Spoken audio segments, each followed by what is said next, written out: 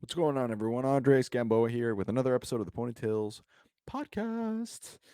Welcome to the show. If this is your first time listening, thanks for being here. We appreciate it.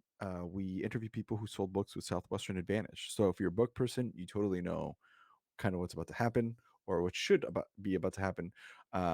It's going to be a blast. If you didn't sell books or you don't know what the heck Southwestern is, quick recap. It's a company who recruits college kids to sell books door to door. They've been doing it since 1865, and it is been probably one of the most crazy experiences that a lot of people have had throughout the world. Over 100,000 living people have done this program. And it's wild because they go door to door selling books to kids to help them with homework for 80 hours a week, Monday through Saturday, 7:30 in the morning to 10 o'clock at night, sometimes even. Bananas. Of course, some stories that come out of that experience are pretty interesting, pretty funny, pretty inspiring, kind of scary, just depends. And so we have our guests come and share their experience with that. We also catch up with what they're doing now so you can see the impact that this program had on them, for the good, the better, or the worse. It's kind of been a mixed bag, really. But I hope you enjoy it. It's a blast. A lot of times we just have a good time. It's a fun experience, more relaxed conversation. We're gonna be drinking, so feel free to drink along with us. And if you guys like this, if you guys enjoy it, make sure you go to Instagram. We're there. We're on Apple Podcasts, Spotify, and YouTube, depending on what app you're listening to. Maybe you didn't know we were in other places. You can check out the video interview on Spotify and on YouTube. Regardless of where you're watching, please give us a subscribe, a like, a follow. If you're on Apple Podcasts, leave us a review and like a rating out of star, like a 5-star rating or whatever you think it deserves. If you're on Spotify, do the same. You can't do a written review yet, but you can leave us a star. And yeah, for sure. There'll be announcements throughout just in case you guys missed something.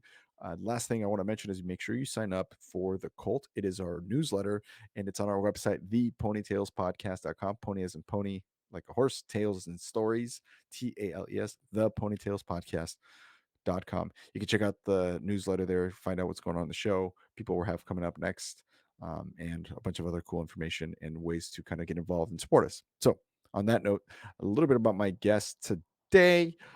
So, Jacob Meyer, like I said, six summer bookman, part of the OG GYD or JYD organization. OG, oh yeah. Curious what he means by OG. We'll find out in a second. He currently is working with Family Heritage, and a fun fact: he just moved to Texas just a week ago. So I'm excited to hear about how that's going for him so far, what he's learning, and why the move. He sold from 2017 to 2022. So this summer was his last summer. Went to Minnesota State University in Mankato, and originally from Eagan, Minnesota. His favorite scroll is number 7. I Will Laugh at the World. That's been like a rising favorite lately. So I'm excited to hear about this because it's about I Will Laugh at the World. So that's, I mean, as a comic, that's awesome. I like the people who laugh. So in a sec, we'll be back. Actually, 10 seconds. We'll be back with Jacob Meyer, Ponytails Podcast.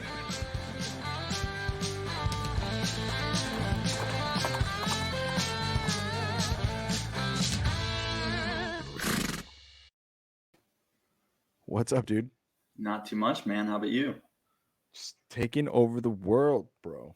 This is so Sounds fun. like it, man. It sounds like from day one of Ponytails podcast, this thing's gotten a lot bigger. Yeah, it's so fun. Dude, we're coming up on the 29th will be our 2-year anniversary of launching the show. It's so one thing I don't know was like what got you into actually doing this? Maybe you've said this on the podcast, but I don't know. I have, but some people are new, so maybe this is the first one they'll be listening to. So I'll do a quick recap. But I was bored during COVID. I'm aggressively extroverted, and so during COVID you can't really talk to anybody. And yeah, several factors came into this, but at one point I kind of sat down and really reflected on I was sitting by myself and I'm like, man, when you meet a book person and you just kind of there's something about it. You just kind of have that shared trauma and it kind of like Hmm. generates a really solid conversation. And I had the need or the desire to see if there was already a podcast, and I found out that there wasn't. I'm like, there's got to be a podcast out there. There's so many of us that did this that there's going to be somebody who's had the idea to do a podcast Yeah. to talk to other book kids. And no, I couldn't find it. There was like door to door podcasts and shit, but I couldn't find it. And I called Nick Taverdi. I said, dude, let's do this. and we had no idea what the hell we were doing. We went live to this Facebook page of alumni on on Facebook, and Yeah. no clue. I mean, it was bad. No cameras, no mics, just on Zoom. It was like so bad, but it was fun, and it took off, and then here we are. So That's awesome, yeah, man. man, that's kind of the origin story. Um, but it's been a lot of fun. So thanks for being here. Thanks for being on. Yeah, thanks for having me. Dude, quick shout out. First of all, let's talk about what we're drinking so we can get that out of the way. You said you had liquid death. Is that what? Oh yeah, so Liquid Death, the highest quality water that you'll find. So got some of that, got some normal water, then got some bourbon and Coke. So can't go wrong there. Bourbon and Coke. That's sick. Okay, so I got green vodka mark original recipe. So we got some vodka that we're gonna mix with some kombucha from our friends over at Hum. Dude, check this out. Everything here at the show is horse themed, and this is their unicorn edition. That's awesome. So we're gonna be drinking this on the show exclusively, or just Hum kombucha. It was started by a book chick, Oh, book that's cool. woman. Yeah. So shout out to Michelle Mitchell for this. Oh, also shout out to Dave Rosen, who owns a dispensary, Jenny's, in Bend, Oregon. We were just there this weekend. And dude, if you are in Oregon or the West Coast, you got to go check out Dave Rosen's, or in Vegas. He's I got a heard that dispensary. actually. That was my favorite like CD, the training whatever, the Dave Rosen CD. Did you hear that? Yeah, the advanced sales tape. Oh Oh yeah. my gosh, yeah. Dude, that was my favorite. It was just, dude, that's perfect for ponytails too, because it's just a bunch of just pony stories, you know?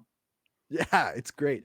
And so we got since it's legal and stuff, we picked up some flour down there. It was great. So shout out Peter Wilson. He's the guy that works with Dave out there in the Bend area. So shout out to you guys. There are friends down there. We'll be visiting every time we're down at Bend. It's beautiful. That's cool. But hell yeah, man, dude. Yeah, isn't it crazy? Dave Rosen's tape was so good. That's the question I usually ask is what your favorite advanced sales tape is, but that's the best one I think. Yeah, I think that's the one that you can just listen to it over and over and over, especially on the book field. It's just perfect, you know? And the Bill Zizzy part too. I gotta sell books again. Books, so, books. I'm selling books. Classic. so good, dude. Such a classic. Well, let me do a cheers with you. I'm gonna pour this out, and we'll get started. You also told me, well, I wasn't pouring this. You told me you had listened to some episodes. I guess I didn't ask which ones have you heard? You said Yvette's, and then Events and a couple, I don't remember a lot of them, but 2 summers ago, I got into listening to audiobooks during the summer, but at a point I wanted just to try something new. And during a follow day with Alex Hart, he told me there's a Ponytails podcast. I was like, what? Like, what is this thing? And I found out it was like my dream. It's just alumni telling stories. I'm like, this is so cool. And so I started just, pounding through them during the summer. It was just a bunch of random ones. I don't remember who they were, but it was solid, man. It was good content. Keep you just the right amount of distracted while selling, you know? yeah, yeah. Well, okay. Let's do cheers on that and talk about this because I have a bone to pick with Jacob Levine here. Cheers to you, sir. Cheers. Yes, thanks Um, for having me. we were just talking about this a little bit before we started, but I was making the argument that this is a good thing to have first years listen to, right? Yeah. Because you wouldn't have them quit. You have the argument of people who are like, well, but it's too neg. Yeah, well, I think you got to be careful because I think like my first 2 summers, I didn't know what off schedule was. Like my third summer, first time OLing, that's when I found out that people didn't work all the time on the job. And if I had known that Oh, beforehand, I was just an ignorant first year, in B contract. So if I had known that off schedule was a thing, it might have screwed with me. But like, stories like the horror stories, I think are pretty good to know because horror stories do happen when you're out there. yeah, that's true. I mean, I always my argument to Jacob Levine was like, if you had a first year listen to these, especially like the ones that are neg or the ones that are good, all of them, and they still want to come out, that's a future DSM. like, Yeah, yeah, that's true. that's, like that person's staying for a while. Yeah. um, but I don't know. I mean, some of them are pretty intense, but you know, Well, I remember there was this one girl, Justine, who I selected going to my third summer. And that was the first time I was brutally honest with like what if scenarios. And that summer, I was really extreme on myself with what if scenarios, where I made this list of 200 different what if scenarios up the summer. It was just the most intense stuff ever. Like, what if I total a car? What if I total two cars? Like, what if a family member dies? Like, just super extreme what ifs for myself. And I had my first years do the same thing, just as extreme as it possibly gets. And Justine actually broke her clavicle during the summer, but we had focused so much on problems before the summer. When she broke her clavicle, she's like, I got this, and she made it through the summer. And I think a lot of that was just like scaring her into the summer a little bit, you know? Yeah, I agree. And this is, I mean, this isn't quite the order we normally go in, but we're here, and it's funny because so you just got done selling. Yeah. So I don't know if you, it's only been a few months, so it's totally cool if you haven't experienced this, but you will. But there's a lot of alumni, some of them have been on the show, who ended up feeling a little bit like they didn't, that they like should have known some of the things that happened to them beforehand. Mm. Um, and I think a lot of the bad PR with the alumni like community of Southwestern that doesn't like the experience or looks back on it negatively has a Um, lot to do with that. You know what I'm saying? Like, yeah. lucky for you, you're Justine, right? Is her name? Yeah. That was the girl. Yeah. Um, like for you, you went over that brutally honestly with her, like, hey, this can happen to you. And it's not because it doesn't make the program a bad thing. It just means it just highlights why it works. It's because it's real life in 3 months. You experience Yeah. all this experience in just 3 months that you're probably going to experience at some point in your life, but just not in your early 20s or late teens, Yeah. which gives you such a good advantage, right? And so, um, on that note, I think it's important for people to do what you did. I think that was really smart. Mm. Did you come up with it on your own, or had you heard about that before? No, my second summer I did terrible. So my first summer I was top first year, so number 56 in the company, but I only Nice. sold like 1,600 units, which nowadays doesn't seem that impressive because people like first year seem to do way better nowadays. But my second summer I increased by like 300 units, just not very much. Sold 2,000 units, didn't do very well. And I talked with Groom, so the DSL of JYD, and I asked Groom, like, what do I do to have a better summer next summer? And he's like, okay, Jacob, this is exactly what I want you to do. He said, I want you to come up with four categories. Category one is the summer. Category two is a week. Category three is a day. And category four is a sales cycle. And I want you to come up with 50 what if scenarios for each of those categories. And he said, come up with just as ridiculous of scenarios as you possibly can. And so, and once you do that, then you ask yourself, how would I deal with it? How can I prevent it? And how would that make me feel? And that summer was the first time I hit growth. So I sold 3,800 that third summer. So big jump. But I remember I had just the most ridiculous stuff. I had, what if I break up with my girlfriend? Like, that would suck.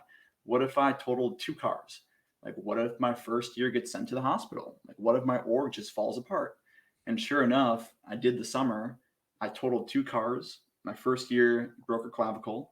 I broke up with my girlfriend. My dog like died. That was, yeah, I had that on my list too. I had just ridiculous stuff, and I dealt with it really well because I had thought about it beforehand. Wow. What a lesson on preparation and leadership. First of all, good Yeah, job, Grim.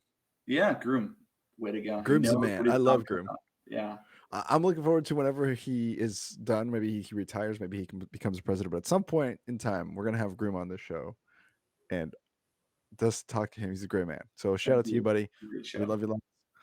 Um, but what a wonderful lesson on preparation, Hmm. right? Because you were prepared, you were ready, you were like totally. You wrote down 200 things that could possibly happen to you. Four of them did, Way right? more than that. It was Or maybe more, right?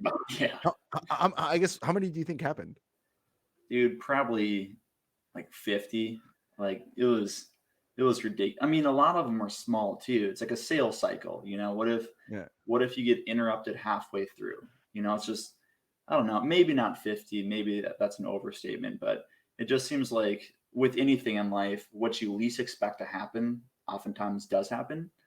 But I don't know. Oh, I don't think it's that hard to get through those things. You just think about them beforehand. And I try and do that in life too. Like when I moved to Dallas, I try to think about like worst case scenarios, like what could go wrong, you know. And when you're ready for the worst, then when and if and when the worst happens, like you'll be okay because usually the idea of something is worse than the reality. But when you have the idea beforehand, like it's not that bad, you know?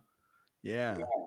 Dude, that's look at wise beyond your years, Jacob. Wise beyond your years. So good. Well, again, that's man, there's so much even just to that. So again, the idea of preparation and properly preparing, right, for good or bad, right? I'm Yeah. sure some of those 200 things were good things. Like, what if I get out to a hot start? Sometimes that could be Oh a yeah. problem, right? Success is Um, tough to deal with sometimes. Like have a yeah, some of that was what if I hit PC? Like how am I going to react the next week? And actually that was my first time hitting PC, and I kind of knew how to deal with it the next week. But yeah, it's you always gotta. I mean, oh, prepare for everything. No, you're right. it's brilliant.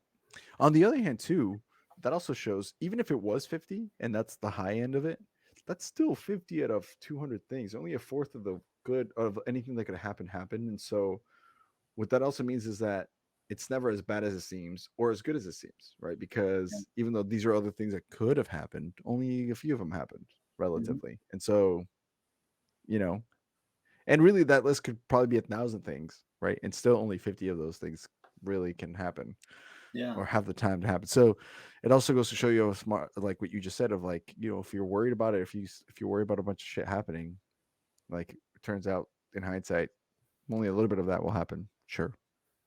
You Yeah. know, super, super cool lesson, bro. That's Well, awesome. that's a cool thing about like, especially now that I'm done selling books, I try and reflect upon like the lessons I learned and how I can implement that now in like the real world. And it's amazing how even something like that, like, you can implement stuff like that today to help you in your career, relationships, or whatever.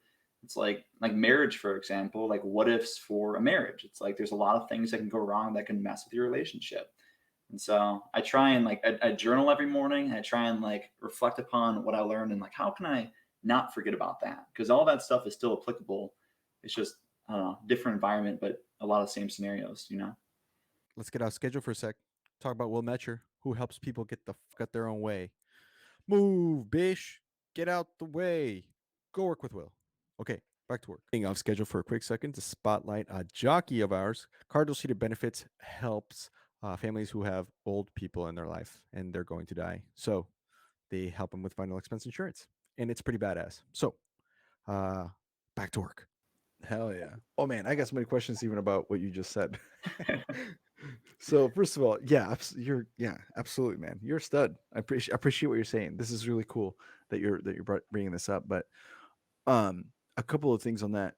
Let's talk a little bit about what you're up to now, and Mm, why you left Southwestern and how you ended up. I mean, it's only been a few months, but I'm sure stuff's happened. You moved, new job, right? yeah. Let's catch me up on that, and then I want to get into this journaling thing after because I don't journal, but I know a lot of people that do, Cool. and it seems amazing. So we'll get into that. That'll Yeah. be like a pin that. So Okay. I'll bring us back to that. But tell me a little bit about why did you decide to leave? Why was it time? And then how did that decision go? How did that conversation go? And then uh, what are you up to nowadays? Yeah, 100%. So the reason I left, let's see here. Um, I think at a point you just kind of realize it's time a little bit. I mean, I had this thing where week 2 of my first summer, I committed to DSL, which, as you know, is not easy. Literally, I just fell in love with the company. Week 2, I was like, you know what? I'm going to be a DSL. Like, let's do it. And for the first 3 summers, I was absolutely gung ho committed. I was like, yeah, like, do it. Like, I don't care if it takes 10 years. Like, yeah, let's do it. But then week 4, I started, or not week 4, but summer 4, I started to like ask myself, like, do I really want to be a DSL? Like, I never really thought about it. I never really analyzed my future. I just blindly committed to it and was just gonna keep working my ass off until I did it. But my response to not being sure of that goal was just to commit further, which is I found out it's not a good habit of me. So sometimes I just overcommit to things.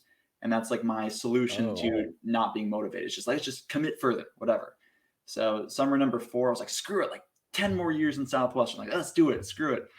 But my commitment became like less and less and less and less. And honestly, I still did fairly well summer 4, 5, and okay last summer, not super great. But every summer the commitment just got like or my motivation to keep on going is just less and less and less. And then some family stuff happened, and then I don't know, just kind of like the beginning, during, and the end of this past summer, I was like, I think it's just time, man. Like I think 6 years is pretty good. Like I don't think I can keep on doing this. Relocate to a new state and 80 hours a week. It's just I wanted more balance in life. The tough thing is I love everything about Southwestern, just not 80 hours, new states every summer, just like the extreme of it. And that's Yeah. kind of why I'm doing Family Heritage. Is it's very very similar with very similar people, just not quite as extreme, you know. Yeah. So yeah, That makes sense. And I totally understand that feeling of when you start realizing, I don't know if this is forever, you know. And it's yeah, okay. There's nothing wrong with that. It sounds like you were able to reflect on that really well and leave right when it was the right time. Um it's more I and for people who maybe are listening who don't understand the context, there's maybe people listening who sold books who didn't have the OL experience. mm. It's hard Oh, because it's oh more my than god, 80 hours a week just for the summer at that point where you were. It's like you're talking about, 110, 120. It's like you get like 1 hour a week off, and that's your 1 hour to yourself, and it's like, yeah, oh my gosh. it's bad. And that's just the summer. I mean, we're talking about like realistically after Sizzler, which is this right now. They're like book kids are currently in Sizzler right now. So there's OLs right now that are going to come back from Sizzler in the first week of December. They're going to be, you know, collecting names, trying to build campus relations, and so then they'll go to GRS in January, and then for the rest of the semester, they're going to be working that 80 hours to 100 hours a week schedule recruiting. Yeah. And then they go sell books for 80 hours a week, 110 hours a week. Come back in September, And then you get take a like couple a month off, maybe. Then it's like gather names, and kind of, go it again. Sizzler. It's like, Yeah. yeah. I mean, That's a lot. it is. I It's think a lot. I think there's nothing better you can do, especially like, I mean, in general, 18 to 25, it's like probably the best thing you can do. But Yeah. once you can, like, kind of what I notice is like the longer you sell books, the more the schedule is just a normal part of your lifestyle. And I think after 6 summers, I felt pretty confident I can work 80 hours a week. I can communicate really well. I can do things outside my comfort zone. And once you just internalize all the Southwestern lessons, I think it's time to make a decision. Like, am I here long term, or do I go implement this into other avenues? And some people Yeah. stay, some people don't apply it. But it does take a couple of years to really like internalize that schedule and those lessons and everything. 100%. I mean, and I'll say this again. I mean, and people are like, fucking, we know Andres, but it's the best internship in the world Oh yeah, that you can do. Maybe sure NASA has something cool going on, and I'm comparable sure maybe. I'm sure Formula One, but no, but for real, like if you're well, the reasons you would go to NASA is besides the coolness of it, is just for the resume that you build. That Mhm. it's bulletproof, 100%. In the same way, that's for anything to do with business and sales, absolutely. Also, I am a hard believer that you should do more than one summer. You should try to Oh, recruit. You should try to manage. That's great. You learn as much about that as you do about sales just with the one summer. So I want to make sure I say this first. However, from a career standpoint, the internship, amazing. From a career standpoint, yeah, especially on the if you back end, make it, like, yeah, yeah. if you're like a groom or like my brother, more power to you. And it's a great career Mhm. relatively to, the person making 40 grand doing whatever at like a teacher. It's a better career than a teacher, right? No offense, it is just better. But what you're talking about now, in really what it comes down to is dealing with the door to door thing for that long. That's hard to commit to, and then also knowing that if I put this amount of effort into any other industry, I'm gonna make Oh my gosh. so much more money. Not that you're not making good money as a DSL. I'm not saying that at all. I'm just saying if you solar, insurance like you're in, right? Finance, other kind of like big ticket sales, you're gonna Mhm. make way more fucking money Yeah, with the same yeah, effort or half, So yeah. And well, God, the skill it takes to be a DSL too is, I don't know. oh It's yeah. it's a lot. Like groom, yeah, groom. Groom's doing really well. Shane Blick, he just nailed it. He was a DSL in 5 or 6 years or something. You Yeah. know, yeah, I totally agree with you. And on the back end, when I'm kind of out of Southwestern, it's easy to reflect and be like, I do feel I made the right decision. Like I have gained everything I needed to from Southwestern. I grew a lot.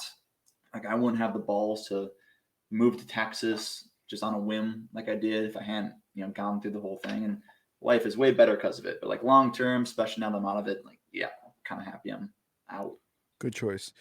Mm. Yeah, and it is a sad moment. A lot of your friends are gone. Like these are the people you're spending time with because since you were working so much, you were working close to the people that were in the same campus, and so all of a sudden, like that's gone. So that's the tough part. And I don't know Yeah, if you've experienced much of that yet or not, but if you haven't, you will. And it's it's okay. Just remember, it's okay. it is weird. And yeah, the cool thing too is that company does bring people together for sure, especially your coworkers, because you go to hell and back with all those people. And it's like the relationships you develop is like no other industry or Yeah, job or whatever. And yeah, it already is tough being in Texas. Everyone I know is gone, so kind of have to build up a network outside of Southwestern, right? When you leave. absolutely. So why Texas? I was living in Minnesota forever, and I did not like it forever. I mean, it's home, my family's there, but really my base in Southwestern was what was keeping me there. And so about a month ago, I was talking to my brother, and I was looking at a map, and I was like, Nicholas, my brother, I want to move somewhere. Like, where should I go? I was like, maybe Colorado, Florida, and he listed off a couple states he liked. He was like North Carolina, Florida, Texas, and I was like, I'm going to Texas. And then 2.5 weeks later, I moved, and Wait, that's it. so that conversation was 2 weeks ago or three Yeah, weeks ago? very recently, No, yes. So that's some I don't. shit I would do. I had never been to Dallas before until I drove here and found a place to live. I don't know anyone here. I mean, I met a couple people. I found out some Southwestern people are here, but I just Yeah, said, "Fuck it, here I am."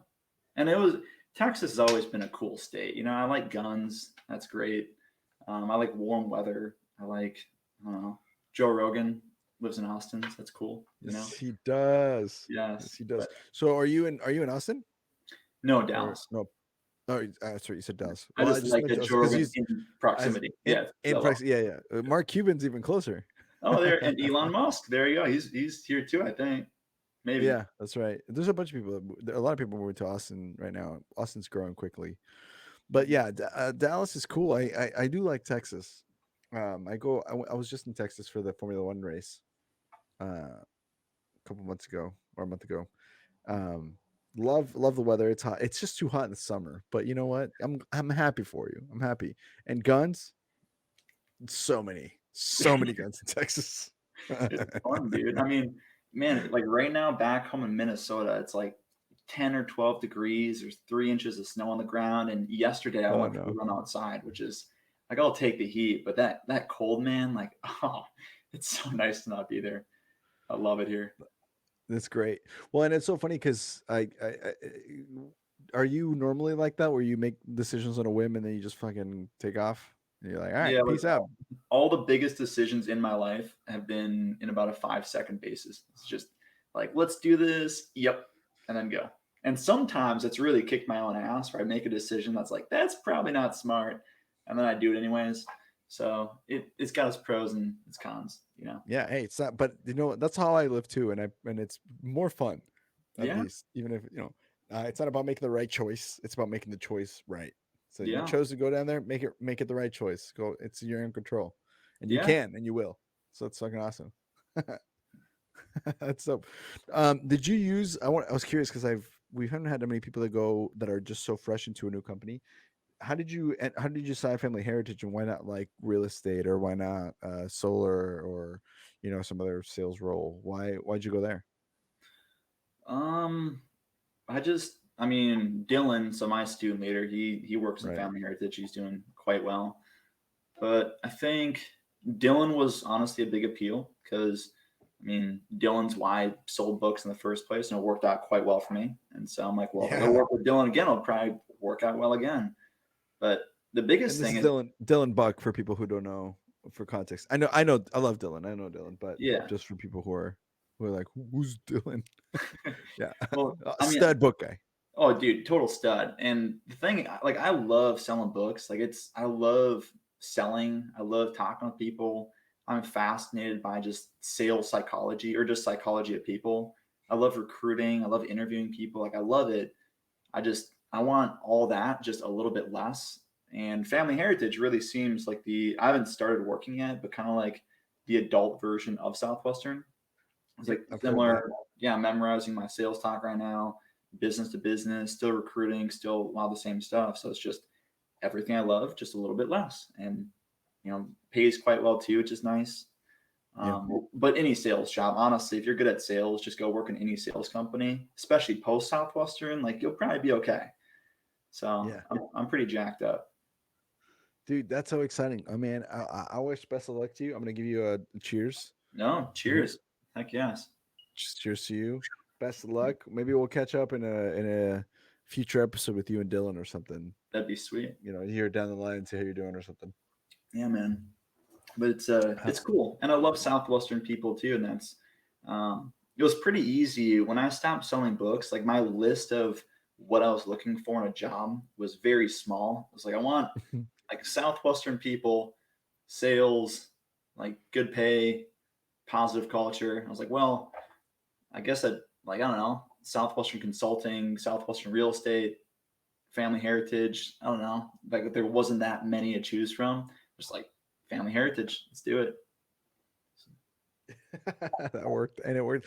And again, honestly, just working with someone like Dylan on a daily basis, that'd be like, there's no way that's not fun. Dude's a homie. Yeah. So, Yeah, he's cool. It's fun to hang oh, out with. dude, that is so exciting that you had such a clean.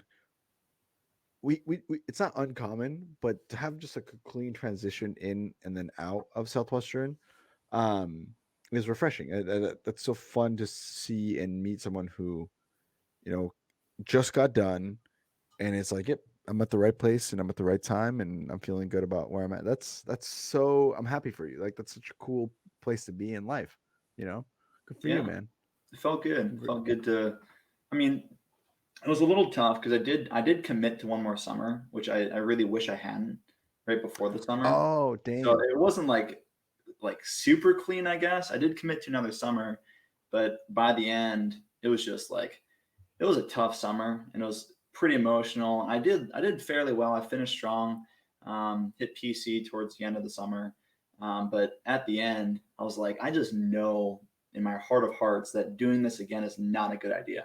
And so it took me about a month of talking with Groom, AJ, Mark Rao, just like Dylan, just like anyone I care about. I'm like, should I do one more summer just because I committed to it, even though I don't think it'd go really well? Like my head is not in it. Like my head, I mean, yeah, just I don't think it's good for me. Or should I leave, break my commitment, and do what's best for like my life essentially? And it Mhm. was very difficult because I take commitments quite seriously. But Groom gave me really good advice where um, he said, for one, you should never like if you don't think it makes sense in your life, you shouldn't do it. Is what he said. But you need to be aware that your integrity is kind of like a bank account, where every time you commit to something and you follow through on it, you're depositing money into your like integrity bank account. But when you make a commitment and you break it, you're withdrawing money. Like Mhm. like your integrity is decreasing. And so the decision I had to make was like, should I take money out of my integrity bank account? And I did, and it sucked because I guess my quality of integrity went down a little bit, but I still think it's the right choice. It's just important I don't make that a habit in just saying things, not doing them, because doing what you Mhm. say is quite important, but also doing what's best for you is also important. First of all, again, Ryan, what a piece of wisdom. Look at just I'm so dropping wise. that wisdom bomb. Just boom. Yeah. We love Ryan Groom. Um, but this is unsolicited perspective. Do you mind if I just Yeah. drop you some unsolicited? I understand what you mean by your integrity is lesser quality, but I don't think that means it's less quality. I think it means It is exactly like a bank account, and I love that metaphor because you're right. If you say, "Hey, I'm going to do this," and you show up on time, there's a little Yeah, couple dollars. Hey, I'm going to be there for you at this point in time, and it's a big moment. You're there. Hey, there's another, maybe a couple thousand. That's a big deal. yeah, But if you have to withdraw and the balance goes down, I don't think that reflects, especially what it sounds like, and who the vibe I'm getting from you is you're a very good, integritous person. So, um, it sounds like your balance was pretty high. So by leaving Southwestern, even if that was a big withdrawal that you took, the fact that your account's still positive and you're not overdrawn still yeah, means you have great integrity. You know what I mean? And yeah. so, I don't. It's interesting. It's interesting when you said that the integrity went down. I don't think that's. I guess that's the Uh, best way to put it because I do still it might have be it might be integrity. being hard on yourself. Is just all I'm saying. Yeah. Well, I think the reason I felt okay with it, it'd be one thing if my entire life, or if any person throughout their entire life just got in the habit of like saying they're going to do stuff and never doing it. Like that Oh, is, it's the worst. yeah. And there are people like that, and that can reflect in your entire life. But if, for the most part, like you say something, you do it, people trust you, whatever. It's like it's okay at a point to do that, and I felt okay because I do like stick to my word. People trust me, whatever. And when I left and I talked with a lot of my org, it was kind of cool because they found out I was leaving, and a lot of them were like, well, if Jacob's leaving, it probably makes sense for him. Like he's not just going to do that on a whim. So it kind of reinforced that it was okay.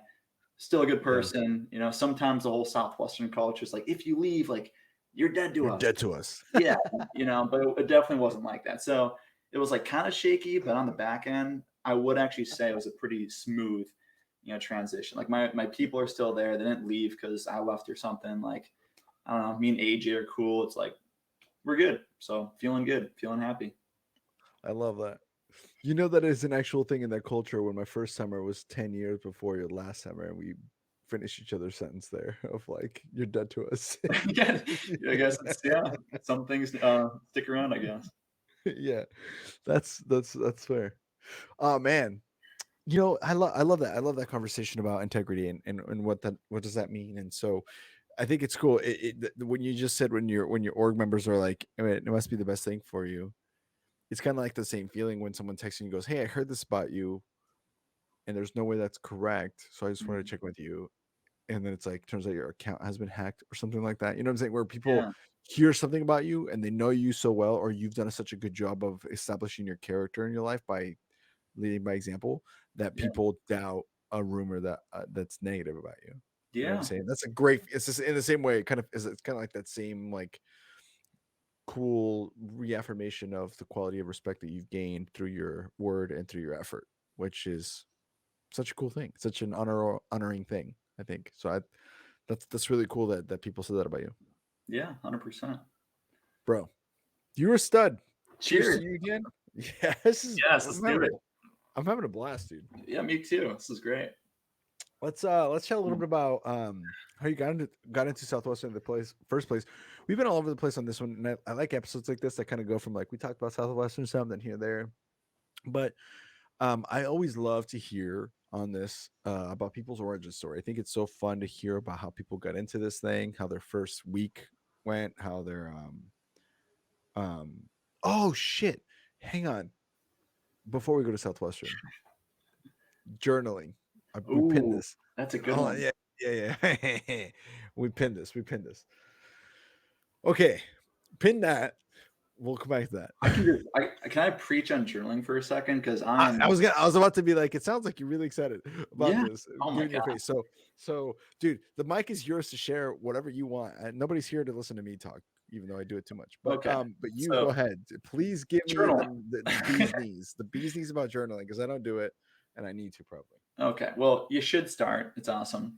So I remember the first thing that got me into journaling was during my first summer. I went to Dylan, who had sold for 5 summers at that point, and I was like, Dylan, why don't you tell me your favorite story, like of Southwestern? Because if anyone listens to this podcast, like there are just countless, like every day or two, there's probably something kind of crazy that happens. And Dylan gave Yep. me the dumbest response I'd ever heard in my life. he said, "You know what? There's just so many that I forgot most of them." And I was like, "What? Like, are you kidding me? It's like half the reason I did this job, like Southwestern, was for crazy stories."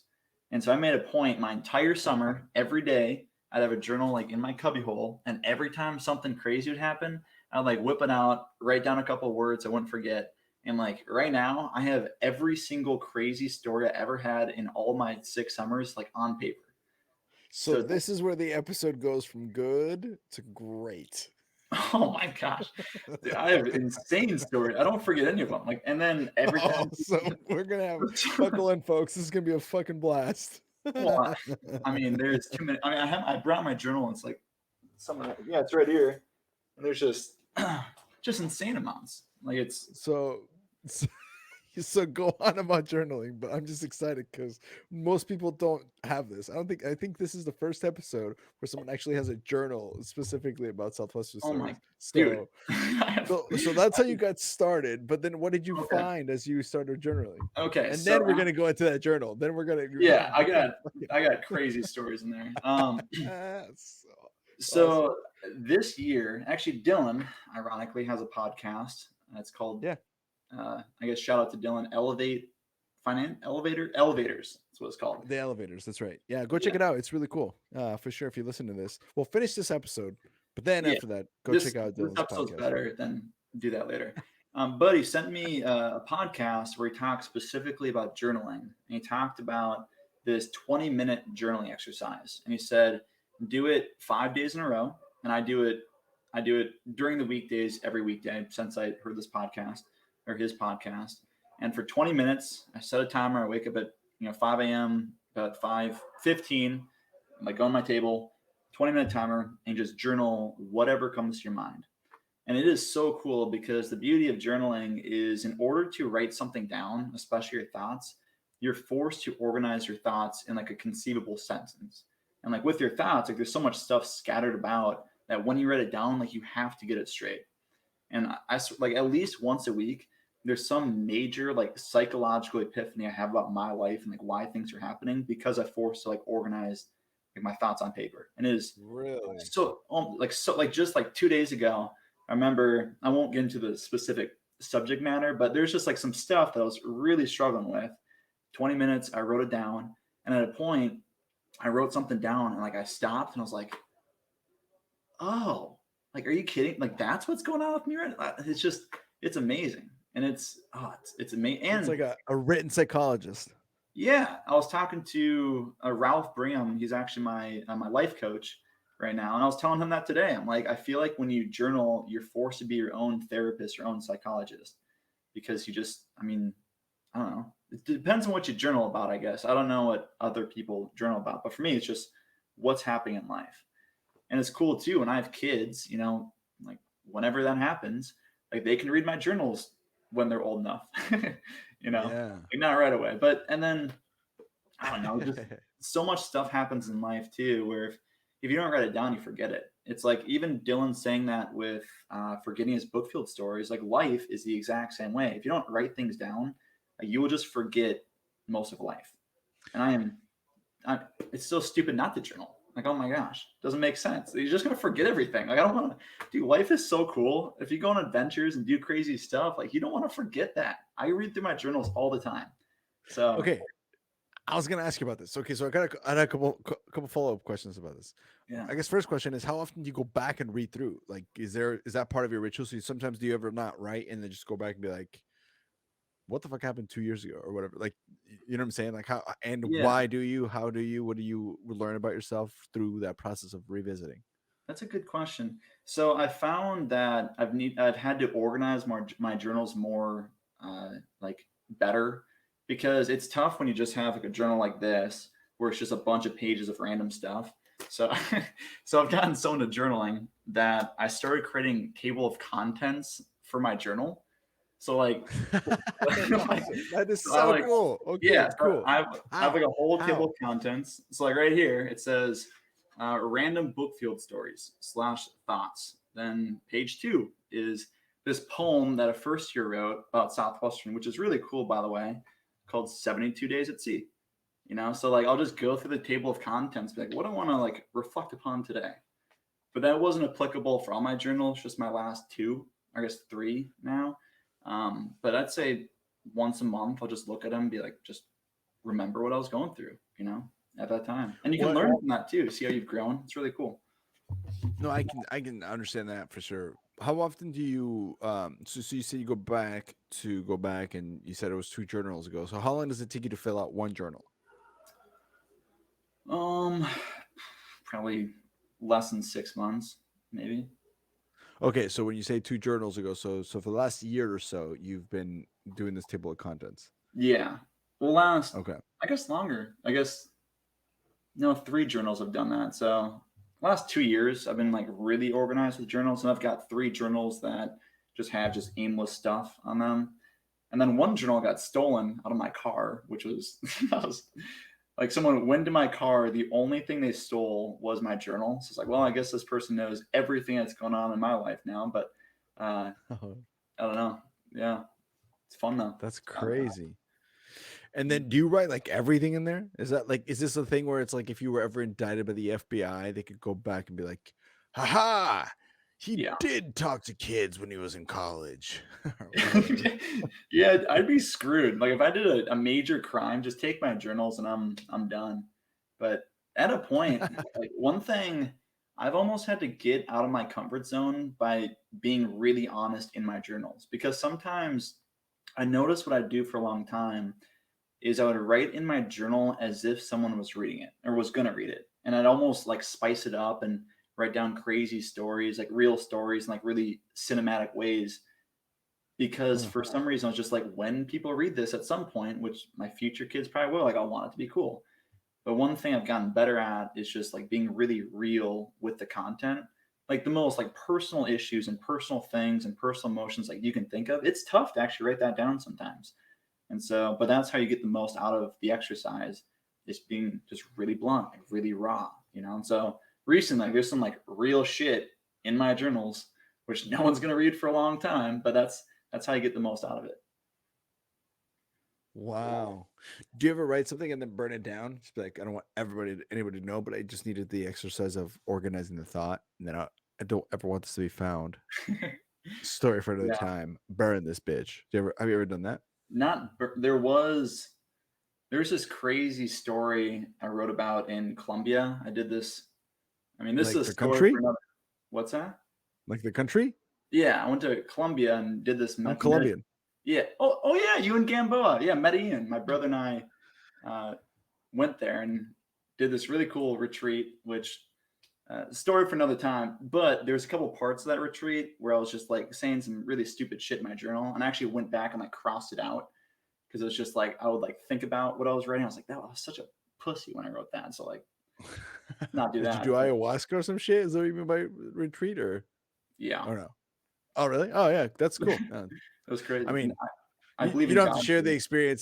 That's totally private to you. But we Greta Huerta does ayahuasca retreats all the time, and it's like one of the most amazing things she said. She said it was like one of the most incredible experiences of self reflection that she's ever had. And like it like transcended like dimensions, and she changed entirely. And it's a really phenomenal thing Oh yeah.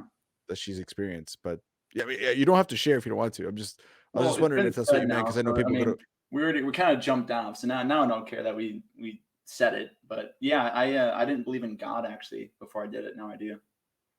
Like it was Whoa. like I'm like full like I'm not like a I would never identify with like a religion or anything. But after doing that, like I 100% believe in God. So it's a beautiful experience. Okay, can we get into that, or is there a story for another time? We can get into it a little bit. That's fine. Okay, what do you mean by that? How did you? So here's the thing. I'm just gonna explain to you where I'm coming from because you're about to be vulnerable. So I'm gonna just give to get right. Yeah. I'm fucking scared to do that. Like Oh, I'm like in two camps. One camp of me is like,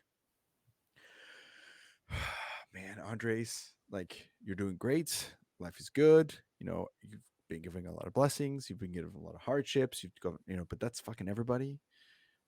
You need to go know yourself and meet God, face it in the face to face with fucking the creator of the universe, whatever you believe in, call it the universe, the spirit, Christians call Yeah. it God, other people, whatever the fucking thing that is, that thing, you need to come face to face with it, overcome your fucking fears, face the demons, because that's what I heard you do, Yeah. and then come out on the other end like a better man. Like it's like the psychedelic version of going door to door, right? It's Yeah, or dude, so like I've described it so just like that. It was like a summer of growth, and I did it 5 days as a 5-day retreat. yeah. Um, yeah, oh my gosh, it was like, Yeah, what do you so wanna know? Like, it's it's so yeah, insane. so I'm just telling you that. And then the other part of me is like, nah, you don't need that. You're fine. Oh, Everything is bullshit, dude. good. So and then the other part of me is like, you fucking puss, get your shit together, own up, and go. And then the other part of me is like, everything's fine. And it's scary. It And is. so that's the camps I'm in. And for people who maybe this is a good, let's back up, explain what this is, because some people might not know. I can If explain they it, haven't, ayahuasca. yeah. So if they haven't heard Greta's episode, maybe if you want to tell us, first of all, what is it? Why in Colombia? Because I know why in Colombia. I know all these, but just it's better to hear from you, I think. Yeah. And why now? Why then? You know, what is it? How does it work? Like day to day? What does it look like? And then we can talk about, if you want, your experience. But maybe talk about that first. I did not think we'd talk about this, but perfect. I mean, Oh, I'm pretty I mean, well, here we are. with people who know me, I'm pretty open about this. But so ayahuasca is about I mean, for the last at least 10,000 years, indigenous tribes have taken ayahuasca, and the chemical breakdown of it is it's DMT, dimethyltryptamine. And what DMT is the chemical that goes through your brain when you dream. So every night when you dream, DMT goes to your brain and you dream. That also, when you die, or when you think you're going to die, when the reason people's lives flash before their eyes, that's because a big spurt of DMT went to your brain and you were just pretty much tripping while you like saw your life flash before your eyes. So technically, you actually can smoke DMT, and for about 15 minutes, you'll have the most intense hallucination you can possibly imagine. But what ayahuasca is it's a chemical that delays the effect or delays your body from processing DMT. So it's like tripping on DMT, but for about 5 hours. And so shamans forever have done this, and they use it as a medicine because when you take it, it almost like psychologically identifies the flaws in who you are, and it helps you like fix that. Like for example, I'll give you a good example of this. There was this guy at my ayahuasca retreat, and his name was Blake. And Blake was an English guy, and he was very depressed, like suicidal. Like he was on the verge of taking his own life. So he went and did DMT because he was hoping to like be like have the medicine, like be cured of that. And so during this ceremony, which you call, we had 4 ceremonies. Blake was going wild. Like he was to the point people had to like hold him down. He was like pooping everywhere, like puking everywhere. Like it was absolutely Yeah. disgusting. And he was Yes, that having happens to a lot of people. But yeah, well, not a so lot of go on. people, but it happens, you know. And so he was just going insane. And the next day, I talked to Blake, and I say, like, what happened, man? Like, are you okay? And apparently, when he was on the ayahuasca, he had a vision of himself diving into a pool and cracking his neck and dying. And he felt death. He felt what he thought he wanted. He thought he wanted to die because he was suicidal. But when he actually felt death, he came out. I was like, dude, I have been wanting this for so long, but it's such a terrible feeling. Like I don't want that. And he wasn't depressed anymore. And so it's a medicine that cured him of wanting to take your own life. And that's like the power of it. It's a beautiful thing. And it was funny when I went and did this retreat in Colombia. You go to the shaman, and he's from a Colombian rainforest. His name was Henry, and you tell Henry like what you want from this retreat, and he asks you like, yeah, what do you want? Like, what's your intention? And my intention was I've always struggled with my faith in God. Like I want to work on my faith. Like I want to like be closer with God because I think He's out there. Not really sure. He's like, all right, that's what Henry said, and sure enough, I do this 4-day retreat, and I believe in God. It's insane. Okay. Yeah. Okay. Yes. Not Yes. anymore. I got So, myself here. Hell yeah. So let's fill in some gaps for the people who might have some general objections to this. One, this is not like the thing you do and then you take DMT and then you watch Rick and Morty and fucking trip on your Oh, or that's whatever. It's not like that. Or it's not the thing you do and then you go to do like you don't go to like a EDC like a techno concert. This is not that kind of thing. Like 'cause some people like will hear about tripping or acid and they're like, oh, it's a drug. No, no. No, oh no. yeah. I don't believe in drugs This is actually. like a healing ritual retreat that's been done through the Incas in ancient Incan and other Native American, South American tribes for Yeah. fucking ever. Ever. So Yeah. the Forever. right there. So right there, that second thing, it's done in Colombia because, like I said, traditionally, and as a Colombian and as a person who has You Incan know. Yeah. heritage, like it's something that people do for this kind of thing, like you said, to meet God or to cheat. Like, um, lately, how do I say this without it being a story for another time? Let's just say, uh, in my life, someone who I know, um, that's been something that they've been considering doing to help with You like talk to 'em. depression, right, and with that kind of stuff. So, um, there's several cases, if not maybe hundreds, if not maybe thousands of cases of people who were suffering from some sort of illness, some sort of um, mental illness, some sort of um, something in the middle, right? Whether it's not quite mentally ill, but like maybe it was something like ego, something about atheists, like yourself, where you're like, I want to meet God, who go down there and meet them. So when I was in Peru, to you gave a source to give you another source. I was in Peru. I met a friend. I won't say her name because I don't know if she would want this shared or like well, I guess she's a little bit more whatever. It was a woman that I met down there and she went through it and she shared with me her experience. She said that she met her grandpa. Yeah. She saw things about herself. Beforehand, you have to like go on a specific diet. It's not like you just show up and like, hey, let's do this. Oh my dude, Like I want she to tell had you to, about that. What it takes to do it. yeah, Oh my gosh. yeah, she had to like. I mean, besides the cost, right? She also had to like. It's like for her, it was like several $1,000s.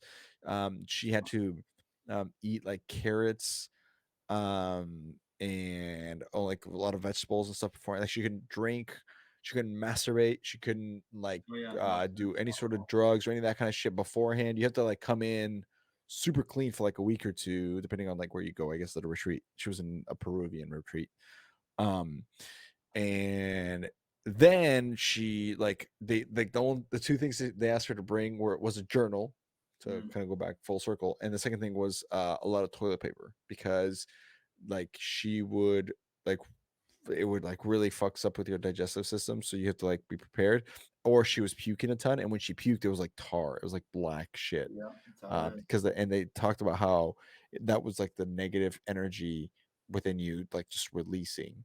Yeah, I'm sure we might be losing some people right here at this point where they're like, no way, that's bullshit. But this is like individual accounts of things.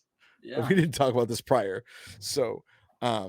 So, anyway, so just that was just kind of her story. But at the end, she came out just kind of saying things, same things you're saying, where it was like she felt closer to God or whatever energy was the creating universe energy or spirits. So she felt a lot more enlightened. She felt a lot more at peace with herself, with the world, with her life, with people in her life.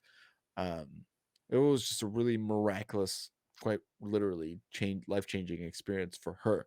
So, um, on that note, what do you mean?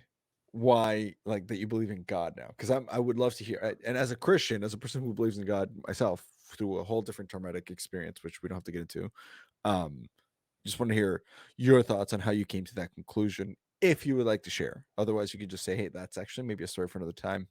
huh. We can get into some southwestern Well, shit. so one thing I do want to make clear, actually, I guess for the viewers, is it's funny. I actually have a hard stance against drugs.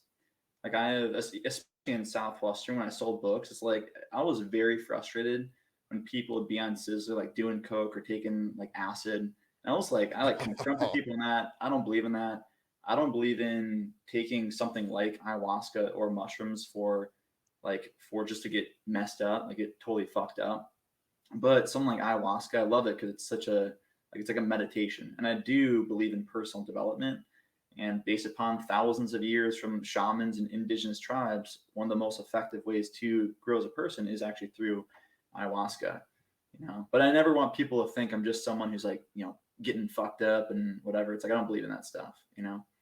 Yeah, you live in Texas. Yeah. Um, I think that the story in which I actually believe in God, I think that is a story for another time. Um, Fair enough. yeah, but it was crazy. It's beautiful. But at least it's worth noting that it can have that power, that experience can have.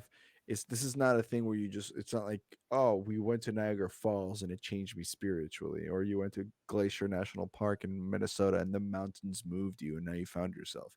Yeah, Although all of those things are probably true for people, this is like a different intentional thing that you can do that is scary, and yeah, it's gonna, without a doubt, fundamentally change the way that you see yourself, the world, and life around you. yeah. That's So probably a fair true. thing to say. And just dude, just to do it. So what you were saying about like you have to cleanse before you actually do it. So I remember we were in Colombia on this mountain. It was so the most beautiful scenery you can like. I've never seen a more beautiful location than where this retreat was at. Like Colombia, I Stop. love Colombia. Oh my Stop. gosh, like I want to go back. Stop.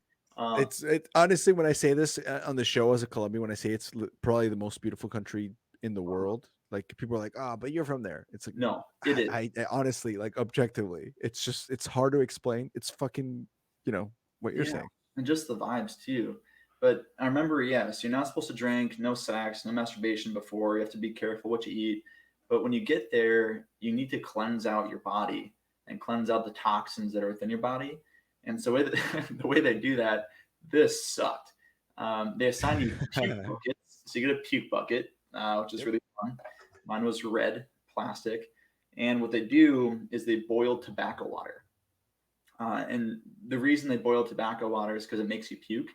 And so they do is they boil it, and they have these little workers like walk out to you with a liter of tobacco water. They give it to you, and you need to chug the entire thing, and that's going to make you projectile vomit into your bucket.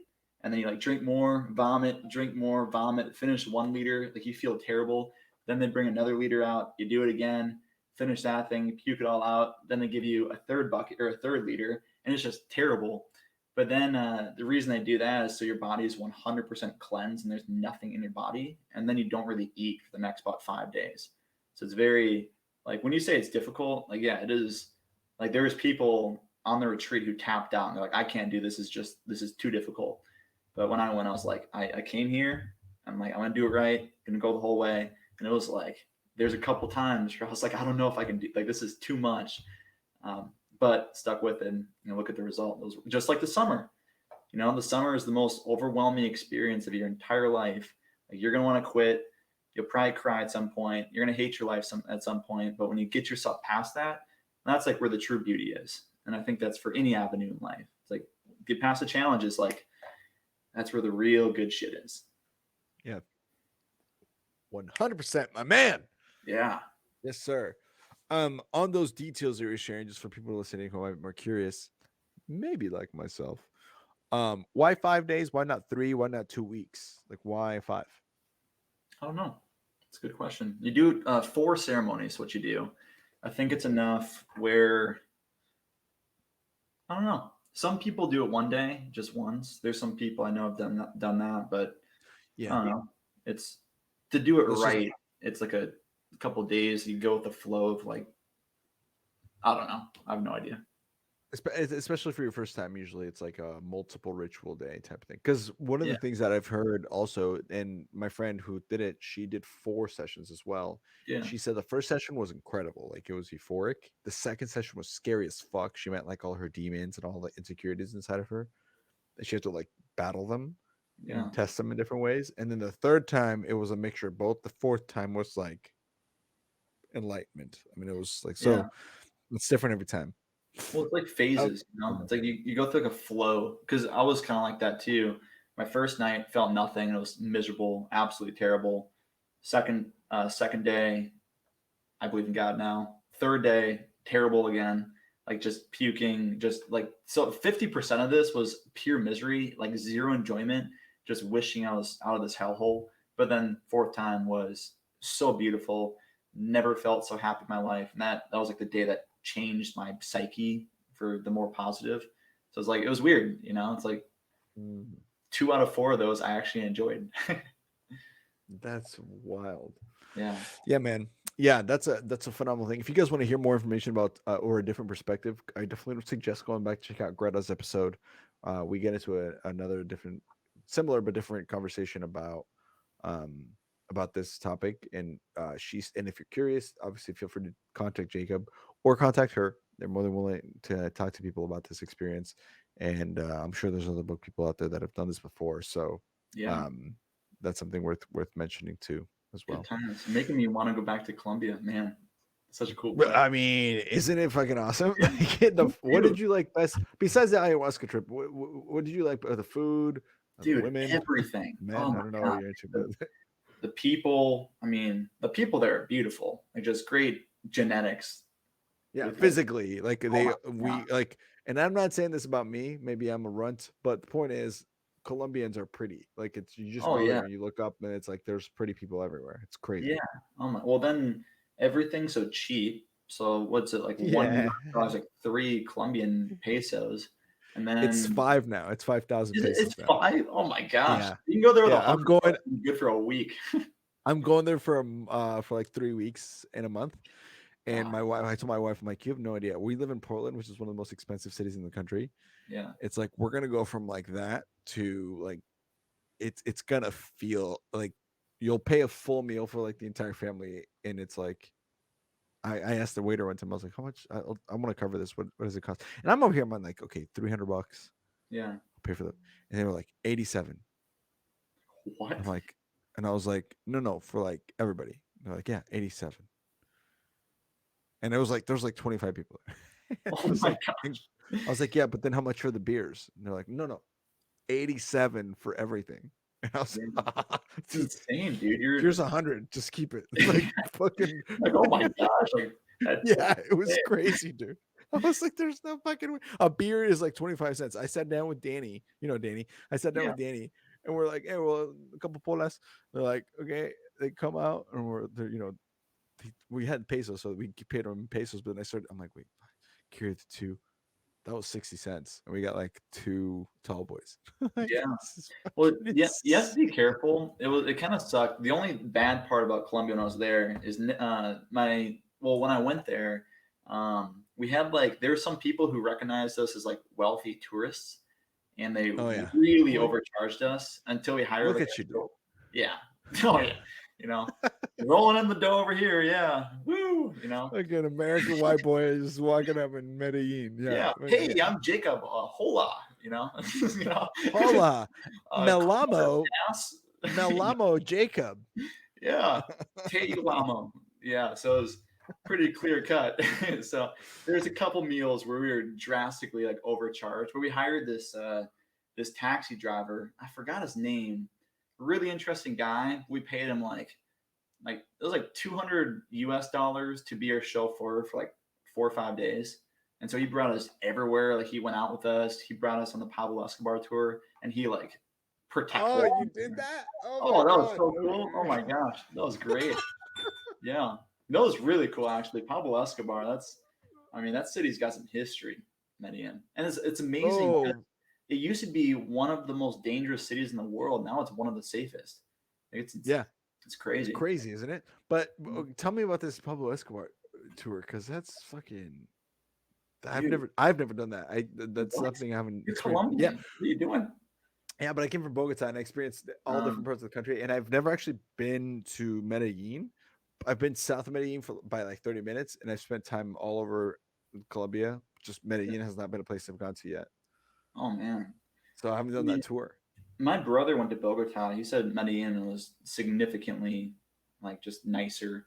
That's what Yeah, he's. I yeah, haven't been to Bogota. yeah.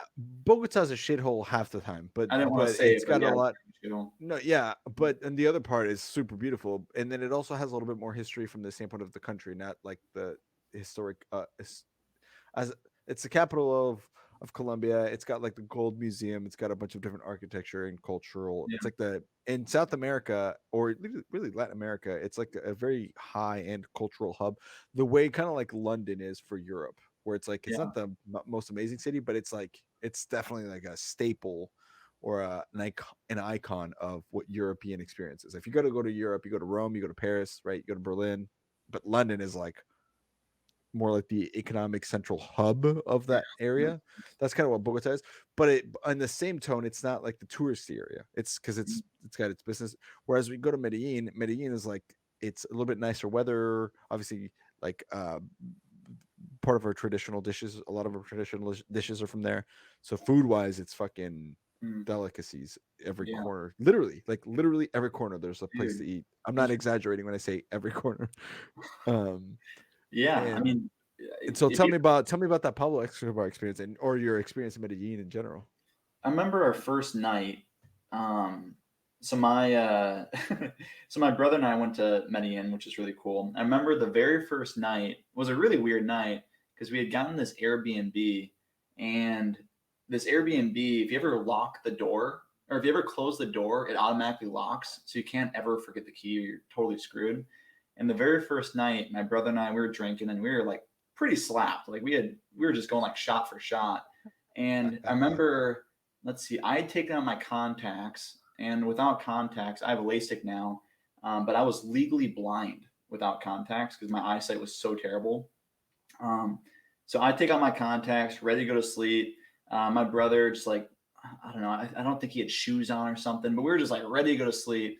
And there was this corner stand just like a block down. And before bed, we're like, let's just go get some food. Like all the food here is so good. Uh, Yeah. so we, And leave it's there. literally every corner. Like you can go Yeah, downstairs and then in the corner there is a restaurant open at just almost any time of the amazing day. food. It's Yeah. like 50 cents and you got like gourmet dish. But we close the door and leave the Airbnb, walk down, get some food and go back. My brother's like, my brother actually purposely left the key inside because he didn't realize it automatically locked. So like we went back, tried to open it, like nothing. Like tried it again, Shit. nothing. And we didn't have, so my phone was inside. Nicholas, his phone didn't have service. So like literally, I'm walking around blind. He's got a phone with no service. I don't think he has shoes on. And from like 10 p.m. to like 4 a.m., we're just like walking around aimlessly, like getting drinks, can't see anything. Nicholas is trying to reach out to like the landlord lady, like no luck. And we were about ready to pass out on the side of the street because we're just like we're screwed, like we can't get back in. And finally, we got a hold of the Airbnb lady and got back inside. But that was like the first night. um, but we went paragliding. Pablo Escobar is so fascinating. Just watch Narcos on Netflix, and that's like, I mean, there's too much to get into with Pablo Escobar, but it is really cool. It's just all the history there. Loved So it. you go to his tomb? Do you go to his tomb?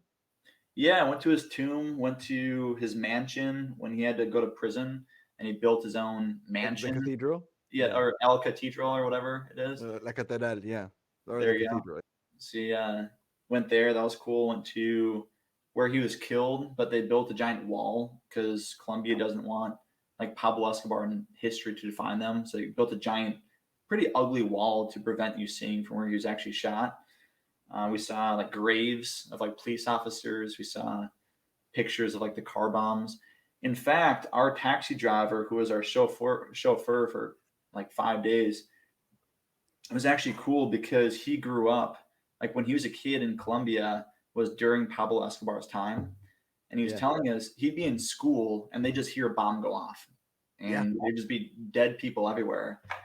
And what he told us is he had to flee the country because the most dangerous part of Colombia was after Pablo Escobar was killed because the Yes. rival gangs were just like killing kids on the street. And he was like, we got to get out of here because like all my friends are dying. And so he fled to New England in the US and went back a couple years ago because it's good. It was crazy hearing that perspective. Hello. Off schedule moment. Wanted to tell you about Southwestern Real Estate. They're 99% drama free. Only 99, not 99.9. So it's a bit spicy. Kind of like this episode. Anyway, they will learn you to kick ass at real estate. So make sure you guys click the link below, get in touch with them. Okay, back to work. Bye. What up, everyone? Off schedule story, really quick. The average agent at Cardinal Cedar Benefits earns about 5K per week. It's pretty badass. So, on that note, Yeah, that was why we had to come to the United States in Oh, one really? in a much shorter story, but yeah, that's how it happened. It's Yeah, because people don't understand, but when he died, there was such a vacuum of power, yeah, because his cartel was so massive that everyone's like, "What now?" Like the kingpin is down, yeah, and so it's like, what do we do? And he was a terrible human being. I mean, he did a lot of stuff for the social families because he just would give money away because he could, but it yeah. was like barely enough. So he went from like, you're no longer homeless, but now you live in this favela, right? So Mhm. and people were like, oh my God, a roof, which to them is, which is why some people so revered him. But from a Yeah. standpoint of like general history, he's a fucking terrible human being. But it's an insane from a character, as in like character in history, kind of like presidents in a way. Not all of them are great, but just from a standpoint of like who this human was, fucking fascinating, Oh my fascinating gosh. The amount of money individual. he lost to rats eating his money because he buried so much of it is like billions for like Yeah, today's US the dollars. dude would it was like it was something like he would spend $1,600 a month on rubber bands Oh, for yeah. just on rubber bands. You know what I'm Yeah. saying? Like crazy. I mean, So we could go into that story, but some other time. Um, but long story short, it there's so much. I mean, you can't talk about Colombian history without talking about the guy. But when he died, I was in Colombia in the '90s, and so my family we were in Bogota, and he has reached. I mean, was the whole country, and so yeah. um, I remember being in school and bombs going off like Do you remember that?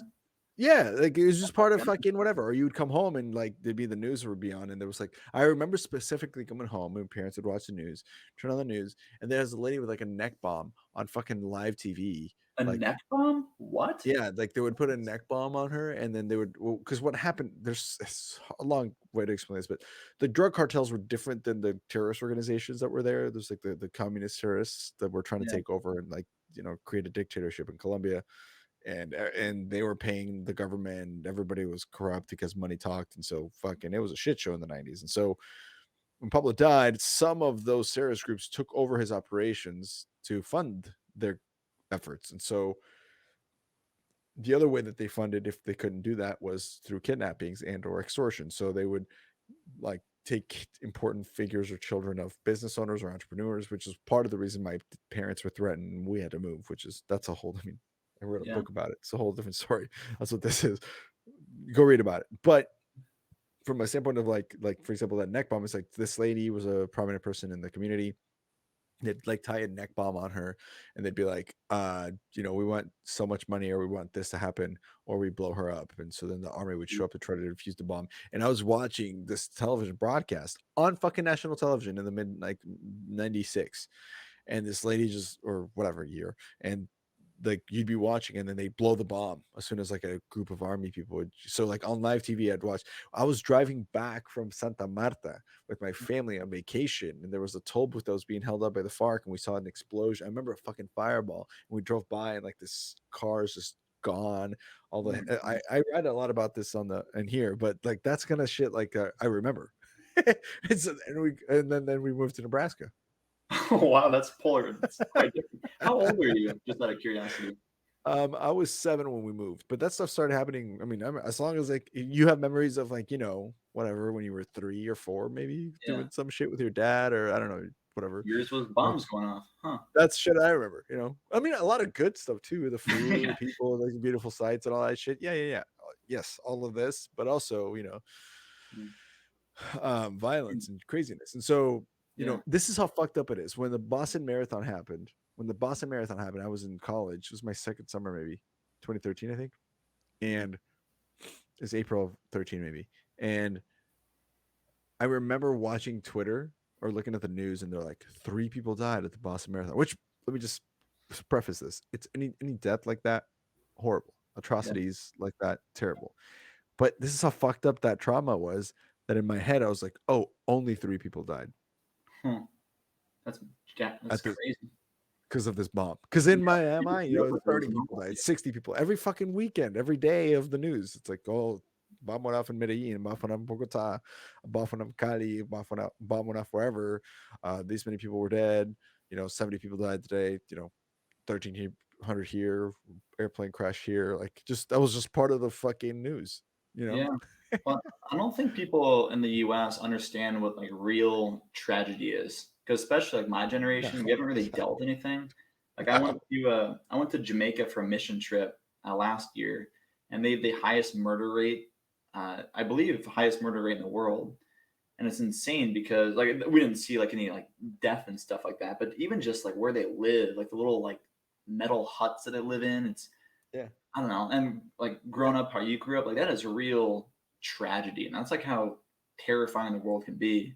But it's amazing how like today in the U.S., everyone's like bitching and moaning about the most insignificant I stuff. have to wear a mask Like in oh my gosh, school. Oh, yeah. fuck off. Like God, deal with Like, some real shit in your life, and then you'll understand life's pretty good.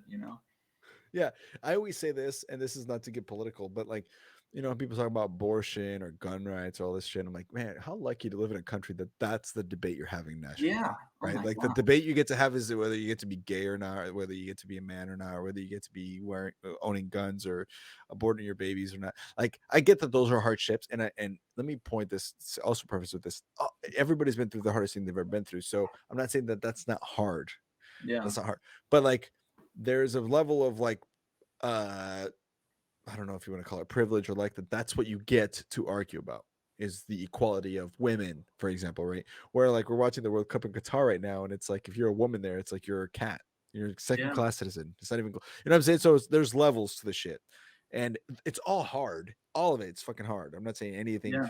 is easier than the other, but it's just different. And it's like when your own safety is in peril, then you don't really have time to think about whether you want to support guns or you want to have an abortion or you want to, be gay or not. You don't have time to even think about that because you're just like, Yeah. I need to not die first. And then we can think about, all these other major Yeah. topics.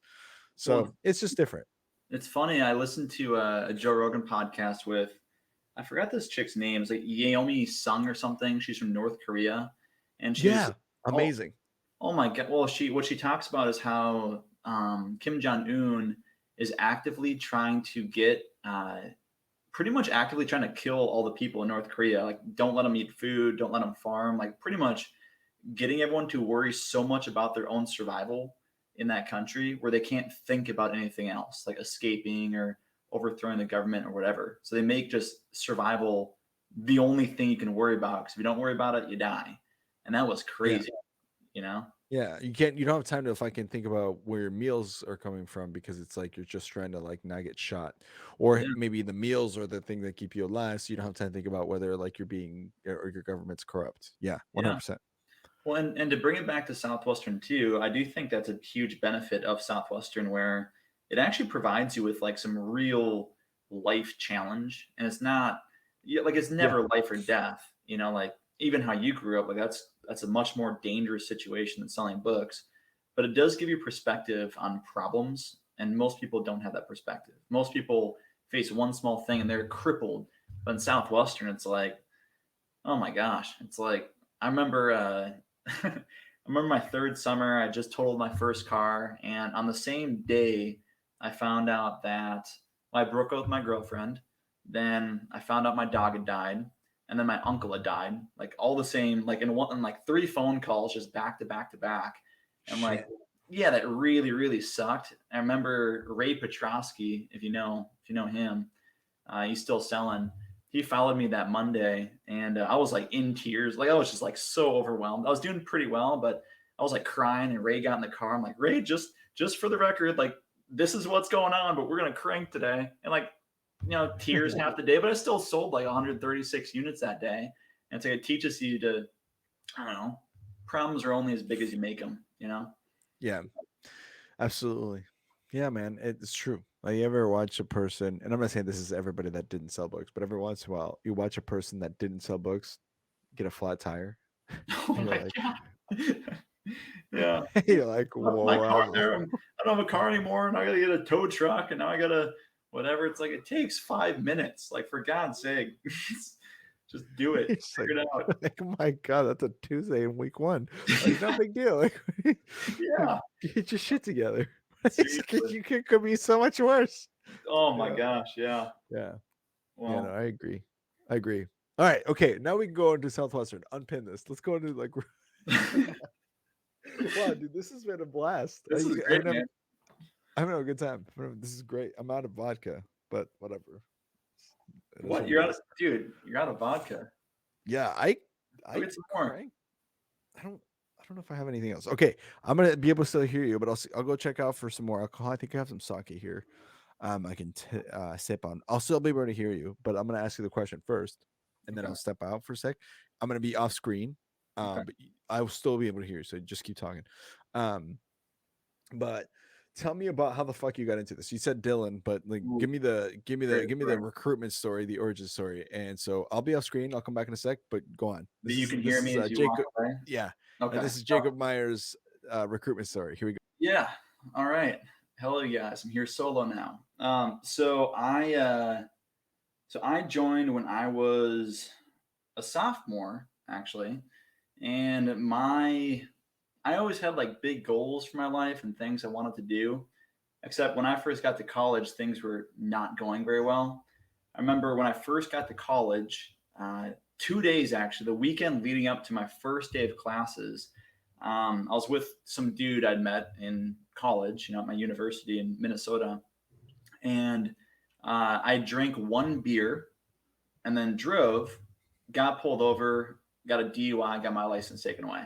Like one beer, that's it. I blew a .015, absolutely nothing.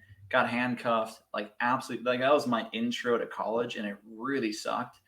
Uh, then I got big into partying and drinking, like blacking out all the time, and just joined a fraternity that didn't, not the most productive habits, were built there. Things were not going very well for me. And I remember my sophomore year, I was on a bus on the bus at my apartment that brought me to campus, and I was on this bus reading this book that my brother Nicholas had gotten me, and it was a book called The 10 Pillars of Wealth by this guy named Alex Becker. And it is not a self-help book I would recommend, but it was the first self-help book I'd read. And I remember I was reading through this book, and anyone who knows me in Southwestern, by the way, has heard this story a million times. But I was reading through this book, and this book talks about the 10 mindsets the most successful people in the world have. And it's mindsets like find a mentor, learn communication slash sales, learn how to overcome problems, find a mentor, if I haven't said that one yet, learn how to accept the answer no, like things like that. So I was reading through this book, my life just not getting great grades, like still drinking a lot. I have these big goals, but I'm not doing anything to get close to them. And I like put this book down. I was like, how do I actually do this? Like, how do I develop like successful mindsets into my psyche? Like, what do I do? Well, about 2 weeks later, I was back home hanging out with my mom, and my mom said, Jacob, do you want to come to a fitness class with me? I was like, no. And she's like, Jacob, don't be a pussy. Like, come on, we're gonna go work out. I was like, oh gosh, fine, okay, mom. And so we went, and there I met this guy named Eric Armbrust. And Eric, he'd actually sold for 3 summers, 2 or 3 summers, but he was done in Southwestern. And the following week, Eric was actually moving to Bulgaria to start his own Young Life division, which is like a missionary group. So Eric, zero ties in Southwestern, hasn't sold for like 6 months at this point. Like he's out of the company, but him and I are making small talk. I told him, he's like, yeah, so like where are you from? Like, what jobs have you done? He finds out I'd started my own landscaping company. I'd like pretty hard worker. And before I left this fitness class, Eric said, "Man, you'd make a really good bookman." I was like, "That sounds stupid." I was like, "What are you like selling books? Like, do you mean like selling or like buying textbooks at the end of the semester, like on the dorms, like what my college does?"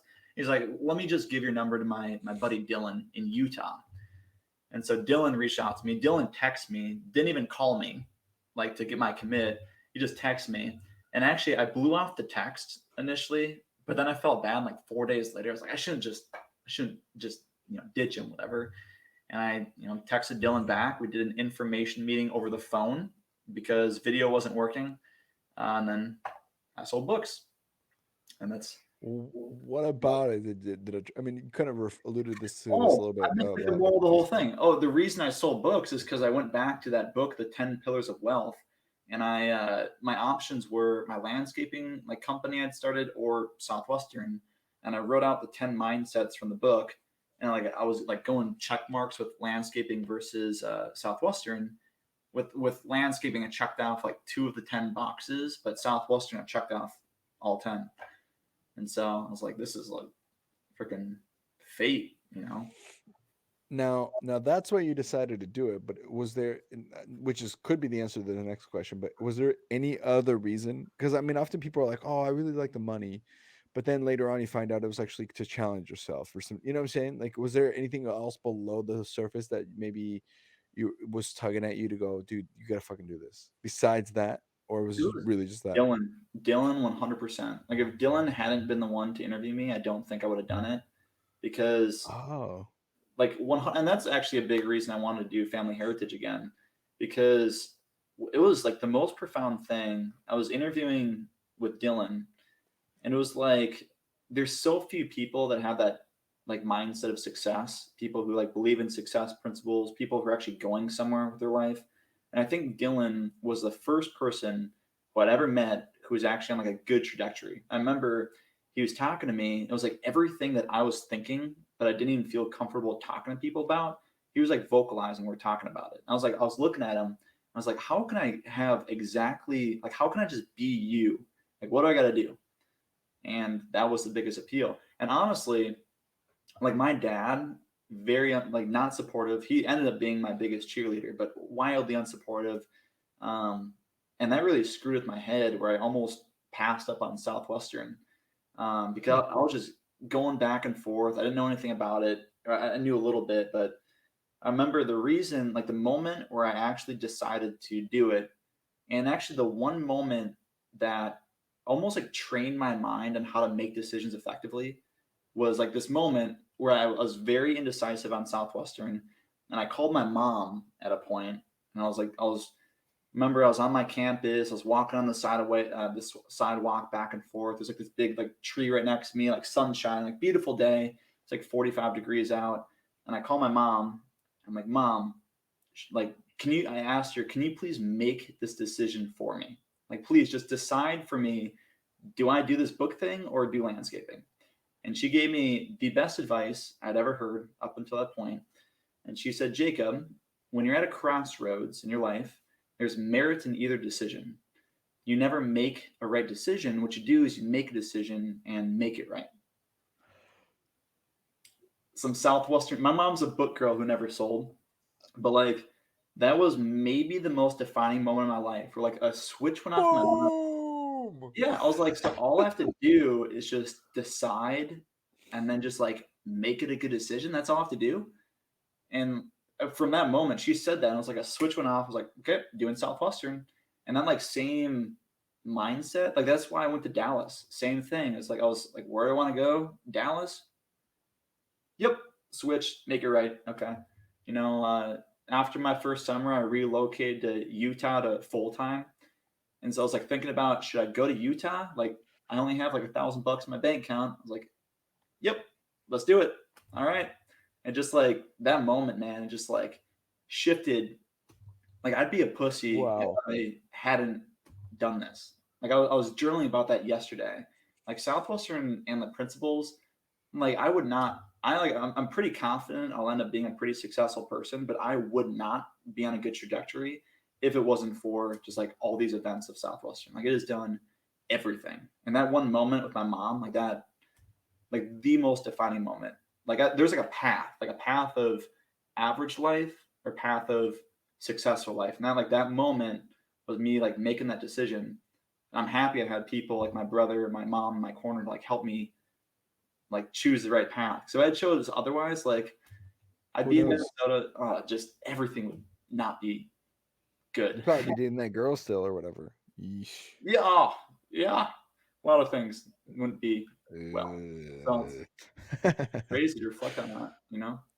Yeah, no, yeah, I wish, it's such a fun thing to be on this side of the conversation because I've had this whatever your episode 167, 160 something now at Yeah. this point, and like or 170 something.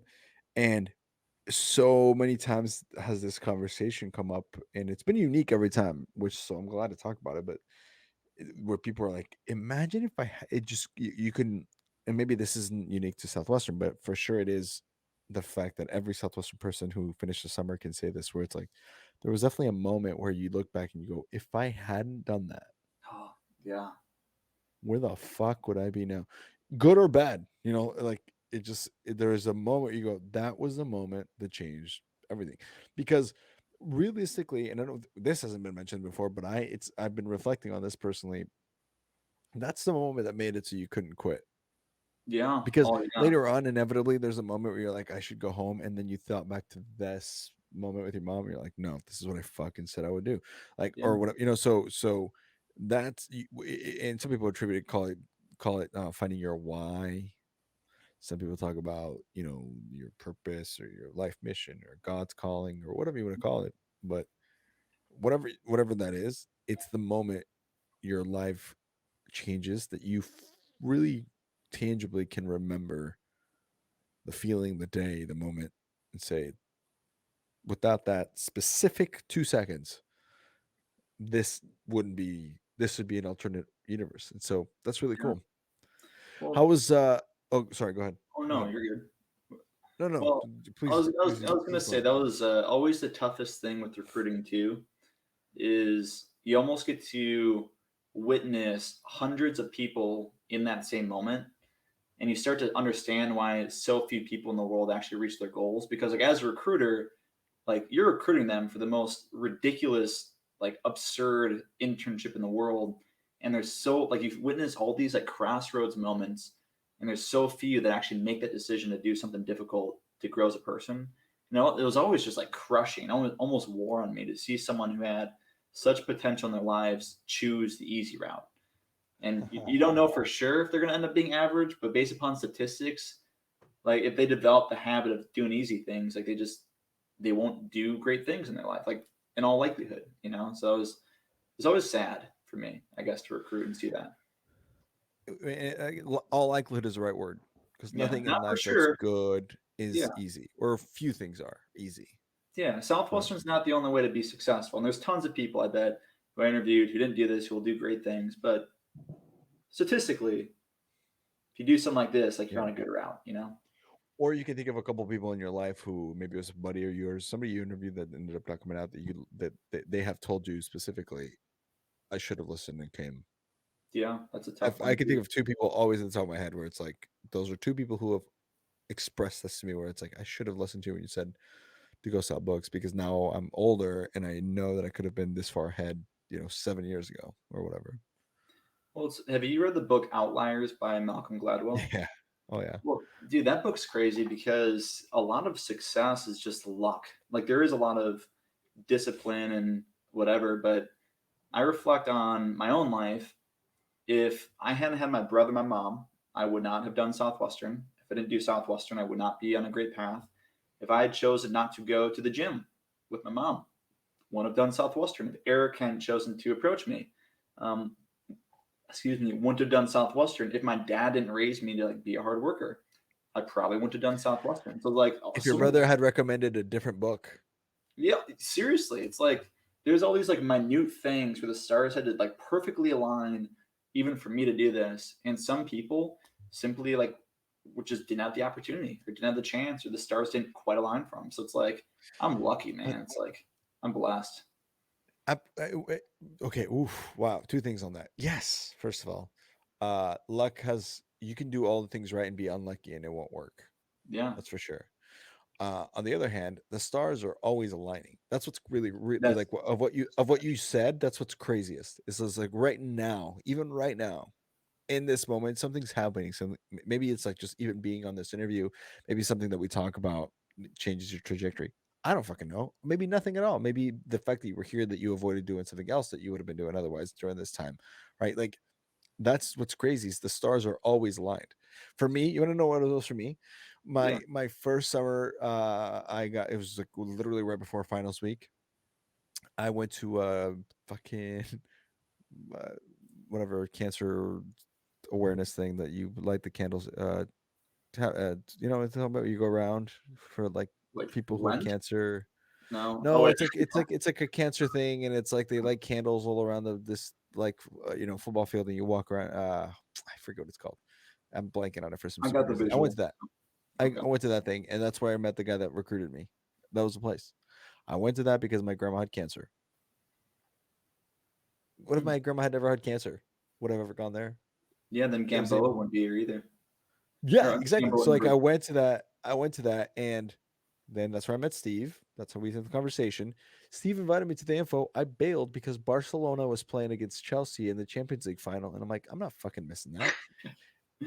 Messi has a free kick or a penalty kick to win it and take it to the final, which they would have probably won because Chelsea ended up beating the other team. Yeah. Messi misses the penalty kick, and in my head, I'm like, this is God telling me that that's karma for not doing what I said I was going to do and going to this damn meeting that I told the guy I was going to go to. So Dang. I called and I'm like, hey, I'm sorry I missed this. To be honest with you, I had another priority and I didn't really prioritize right. Can I come again to a different meeting at a different time? Tells me to go this day, and I go that day, and then immediately I'm hooked. Next week I'm selling books, but I'm only saying that to use because again the stars align, right? If my grandma had cancer, would I have sold books? Who knows? If Steve hadn't also been there for all the other reasons that he was fucking there in the first place, would I have sold books? Who knows? If Messi would have made it, Hmm. that Yeah. penalty kick, would I have gone so? You know what I'm saying? Like you could pick a moment anywhere in any of our stories, anybody listening, and be like, "That's what it took for me to be there," which Hmm. means right now it's happening still for Yeah. whatever the next thing is. It's very Crazy, right? well. I don't think God designed people to be average, and I think that He does put forth opportunities in your life to help you reach your goals, but it is up to you to take them. You know, so you can't just I don't know you miss all the shots you don't take, you know. So like if you didn't have the balls to call Steve back and actually do the job that you wouldn't be on a good path probably, or not the path that you're on. Like same thing for me, you know. So people just always need to be aware that the opportunities will show themselves. They might kind of be hidden. You have to look for them a little bit, but it's up to you to take it because everyone can be successful and everyone can find the right opportunity. Um, Amen. yeah, Wow. yeah. Amen, sir. Amen, sir. This has been great.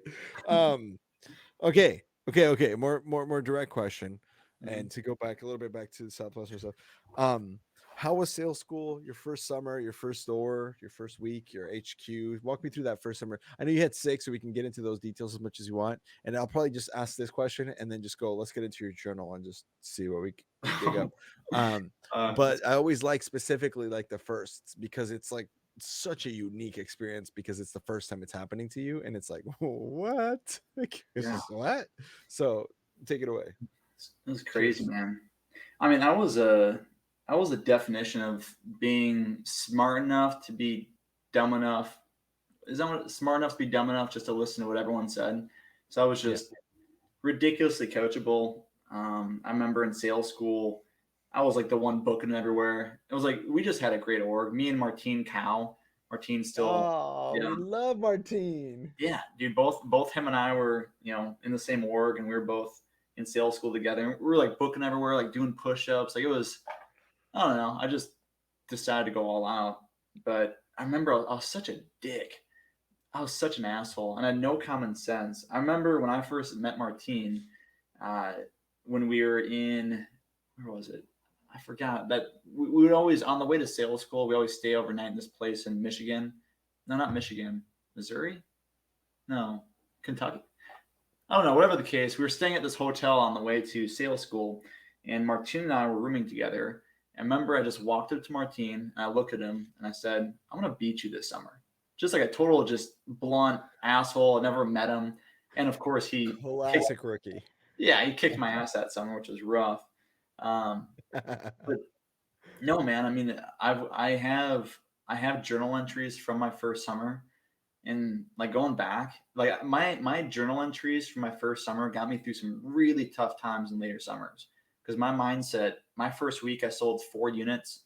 It was pretty rough, but every single day, like my journal entries, they say like you can do this. Like this is what it's about. Like we're not gonna give up. Like we're gonna be the best. Like day 2, everybody thought I was a pedophile because of bad PR, which is really fun. And you were asking for where the kids lived in the wrong Yeah, I was way. like, so like, do kids live there? Do kids live there? You know, it's like just epic, stupid rookie. So like day three, some mom's like, there's a police report written about you, right? Like you're the guy like selling books. I was like, well, what? It's like no one told me about this. Like Dylan, why didn't you tell me about PR? So that was rough. But yeah, that was I don't know. Just throughout the entire summer, no matter what happened, I just always had a really, really good mindset. And like quitting was never an option. Any of my 6 summers, like I did, especially later summers, I did think strongly about not doing it again, which obviously I ended up not doing it again after summer number 6. But quitting, never an option for a second. I do remember um, one thing that happened my first week that drove the point home that education is important um, was this one family I met because I had this mindset. Like you know that human beings, one things we struggle with is you think that the way you view the world is how everybody else views the world. It's just like Yeah. yeah. So it's like it's that gets in everybody's way, and I had this mindset that took me a long time to get over that education isn't that important. That's what I thought. And especially, I think that some people don't need like a college education. I didn't like college. I didn't like high school. I didn't like any school. So I was like, I think in my life, I don't actually need college to be successful. And I still don't think that's the case. I think that if you can work hard enough, you don't need a degree.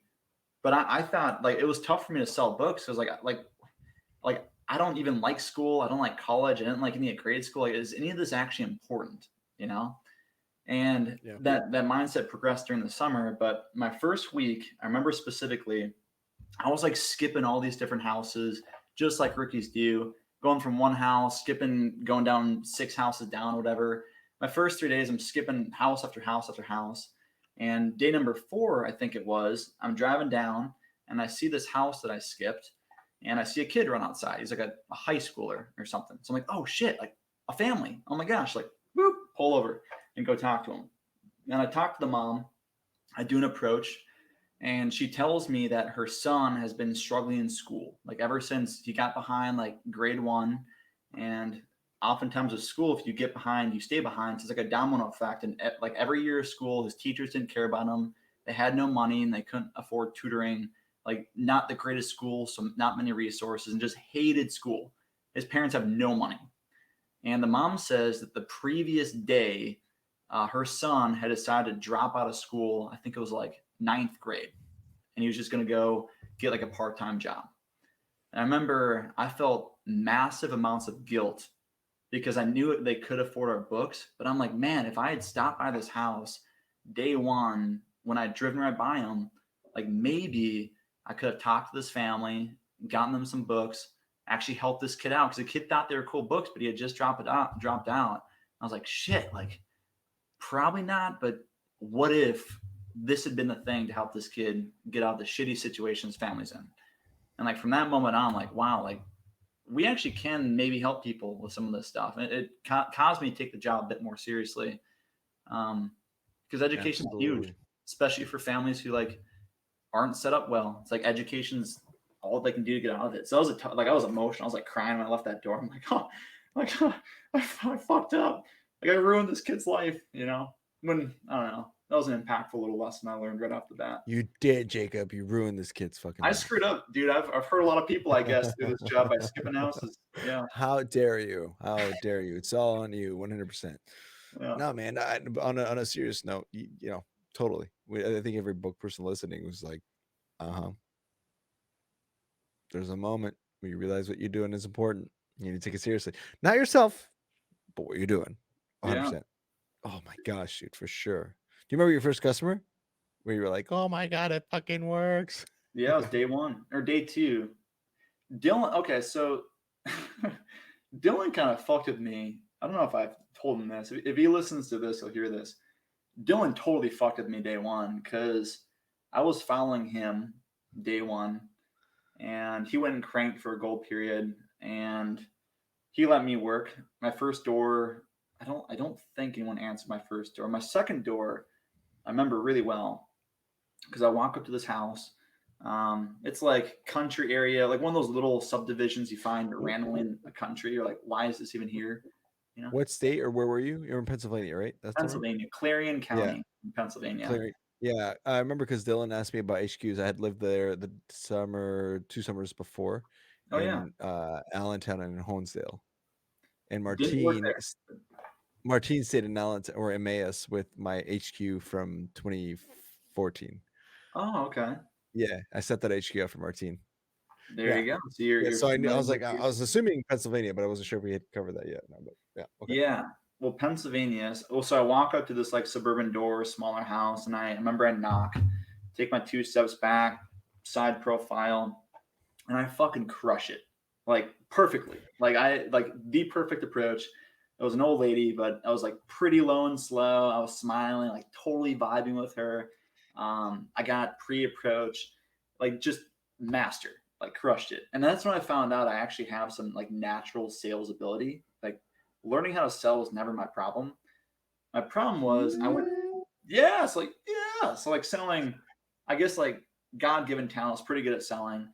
But my issue, I go back to Dylan, and Dylan said the worst thing he possibly could have said. He looked at me and he's like, Jacob, you're going to be really good at this.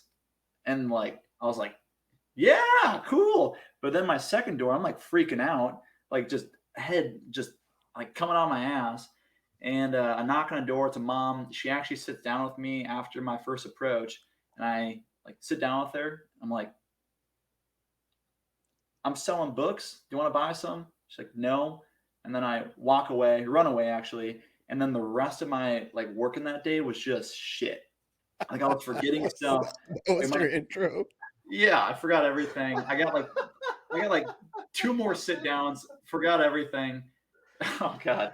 It was terrible. It was so embarrassing too. And then I'm putting all this pressure on myself. And Dylan's watching you. Dylan's At watching. this point, he's like his 5th summer. He's cranked so many books out. Oh my yeah. Well he told me like know what else he told me too? He's like, yeah, so that was an ace that you just like he didn't directly That was say you total fucked this pony. up. He's like, yeah, so that's what an ace looked like. Then like in parentheses that you just totally screwed up. So yeah, and then I found out pretty quick my issue wasn't learning how to sell, it's learning how to like not be super negative and have a good attitude. Because yeah, Wow, that works? You're telling me that works? attitude's You're telling actually me that's everything. important? Wow, I guess so, especially I in didn't sales. know. So Unbelievable. Can you imagine people are like wanting sometimes people tune in to hear about the juice or how you actually did it, and it's like it's always the same. Yeah, oh good attitude and belief, and it works. dude, it got so fun too. Because one thing I got really good at was like psychology, which I think you have to when you sell books. Yeah, But by my, probably fourth, fifth, and sixth summer, you knock on someone's door within seconds, like you know if they're gonna buy or not. And it was so fun. It was like a game where I look at them like, there's no way you're gonna buy, and then I just leave. And you can just tell so quickly how open minded they are, and that's when sales got really fun. And you learn that it's like the game is be positive and be efficient, and you do that, you'll sell a lot. You know, that that's was amazing. yeah, it's fun. And really, that's the difference between like, I mean, I never sold 10,000 units, but I think, or like even PC to more or something like that, where it's that because that my first summer I sold like 4,000 units and I hit PC a couple times, and I remember knowing what the flow was like. And Mm, on my best days, I just got really good at the reason I did well was the rapport building. I could sell books to, or I could not sell books. I could make a connection with a tree, like just I was that was my talent, right? yeah, What I was not good at is what you just said. Because if I would have implemented what you just said, where you get good at like being like, because in my head it was a challenge. I'm gonna make these people buy. I'm gonna get them to buy, and sometimes I would, but what that cost me was time and opportunities elsewhere. yeah, Whereas if I had been like you, where it's like you get 2 minutes, 3 minutes, 5 minutes, and you're like, oh, it's just stupid. See ya, and really let them go, even though you probably could have gotten it yeah, right, and just let it go to go find the total pony and find the total yes. I think that would have been the difference between 4,000 and 8,000 units. Like just hmm because did have some skill in some part of the sales talk, but my whole point with this is it's so small the difference between good and amazing, oh at yeah, least in so selling true. books. I don't know if you experienced that, but to me, that was that's what I learned. What up, ponies? Off schedule story, really quick. I wanted to shout out Quentin Roberts' episode number 140. In it, he talks about how he built such a fantastic culture at the company, Cardinal Senior Benefits. If you want more information on that, click the link below or go check out that episode. Back to work. Knock, knock. Last off schedule story. Guys, I want to tell you about my good friend Alex Black. I used to work over at EnLight.Energy, and it was a pleasure working with him and that entire company. Definitely would recommend you guys check out what that opportunity is. It was a great way to make money, and it was one of the most rewarding experiences I had to help people take ownership of their power. It's pretty cool. So, on that note, let's finish up this episode. Bye. Yeah, I mean it really is like just being a master of the basics. It's like when my best summer was like 6,400 units 2 summers ago, and I just like said the sales talk, but I just every single door I'd ask myself, is this person giving me energy or depleting my energy? And like I'd ask at every single door, and even if they might buy, but they're taking energy away, I'd just leave. Just leave. It felt so good. And that's almost like a life philosophy too. It's like I still ask that question. Like there was someone I was talking to the other day. I was like watching the Vikings game with some people, and there was someone who just like wasn't giving me energy. So I'm like, "Fuck you! I just don't want to talk to you. I'm not going to associate myself." Because like I don't. Who's got time for energy suckers? It's like screw those people. And Yeah. just during the summer, it's just the only ones who buy are the ones who give you energy. So only spend time with them. You'll feel better. You'll be happier. You'll sell more. And that's what I was good at. Really, was just like identifying, yeah, just like their energy levels if they buy or not. I was bad at a lot of The stuff. That's one thing I was good at. the lesson I learned much later after selling books about what you just mentioned was that I just didn't have enough of an abundance mentality, because the Yeah. reason that people don't do that is because they have a scarcity mentality, as in Mhm. like they go, oh man, I finally got someone to let me do a sit down. I haven't gotten a sit down in the last 2 hours. I might as well make the most out of this, instead of just being like, hey, move on. There's more people out there, and really believing that. That's because if you really believe that there's like a ton of people out there and it's infinite, then what you're saying makes total sense. But that's what I was in my I didn't learn that until after I sold books. I was like, oh no, there is plenty of opportunities out there. Yeah. Um, so that's the truth, sir. That's the truth. Mhm. Wow, so cool, man. Let's jump into some of your journal stuff, and then like feel free to share as you progress over your 6 summers, but then save like the best two or three for your ponytail. So this is just gonna be a bunch of stories that you want to share, but like save the best ones for the end, I got a if you lot of good will. ones. Well, I could go to. So I'm looking at my table of contents. And I've got a number of like every time a crazy story would happen, I'd write very specifically, like very in depth, like I'm writing a book, the entire story. Then I have like small bullet point stories that are labeled random book filled stories. What would you prefer? Would you like you want just like some bullet pointers, or you want like an actual like story? Because I've got a number that like I Well, listed let out me like ask you this: six pretty good do ones you before this. do you have I would say this is at the end. I said let's do bullet pointers, and then but for the end, if you have like two or three that are like, if I had to tell this, or if people were going to read this journal later on, like you mentioned, it'd be great if they started like this is the swinging for the fence story. This is the you know what I'm saying? Like this I'm is the with one, if I had 5 minutes of an open mic comedy to just or not, it doesn't have to be funny. I guess it could be just fucking really impactful. If I had 5 minutes to really give something important out, this would you. be the story I told. I've got so many. That I've got like six in my mind that are like pretty good All right, so you know stories. what? So here's what we'll do. Fuck it. This is now the ponytail section, Okay, I'll and give you good just tell stories. me, six of those, or eight, or I don't care, however many you want, but make them so that you are excited to tell them. You know what I'm saying? Don't do it for Yeah. me. Do it for your like. I just really enjoy telling these stories. They changed Okay. my life. They're amazing, or they're funny. They're whatever for whatever reason you enjoy them. Yeah. And I think that'll be better than anything else that we do, because I think that I way think people so can too. listen and enjoy. So, Plus, I've got all like right. So 20. Oh, let's no, get. you got 20 what? I've got like 20 different pages of bullet points, so it's kind of unpredictable those stories anyway. So maybe given like some good ones are better anyways. So Yeah, great, yeah. great. So here we go. So this right here is Jacob Myers, or not Myers. Myers is in Meyer, apostrophe S. Thank you. Appreciate that. Jacob Meyer, because just for the record, Yeah. Jacob Meyer,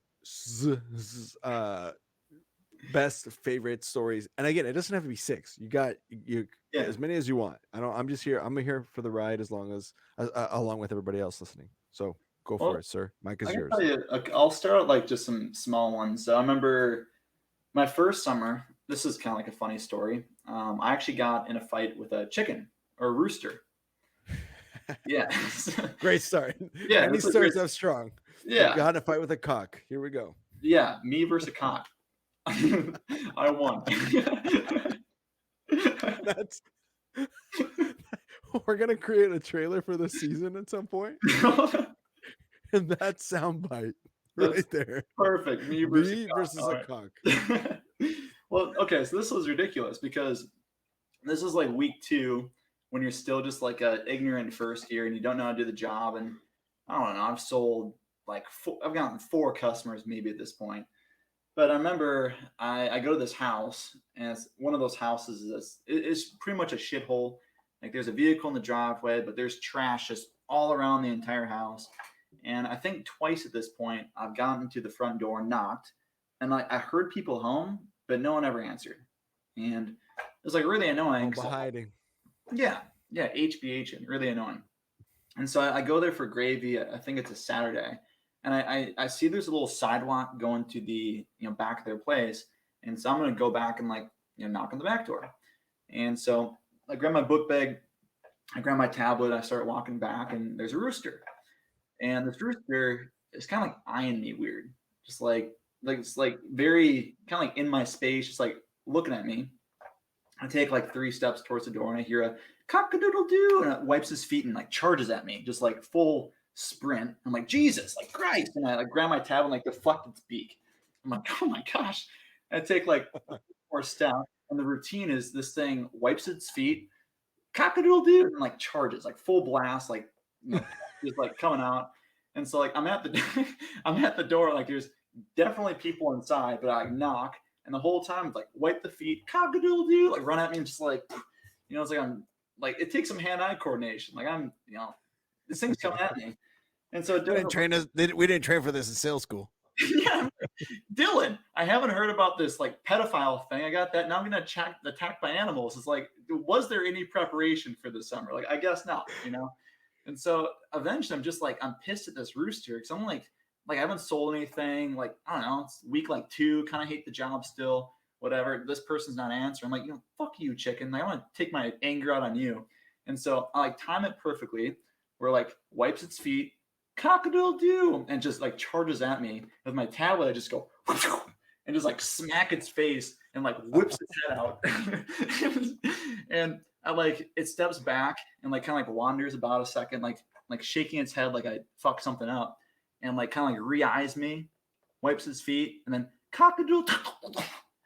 And it was like I like fucked his voice box up. It was like cock-a-doodle. You could shake his head a little bit, cock-a-doodle.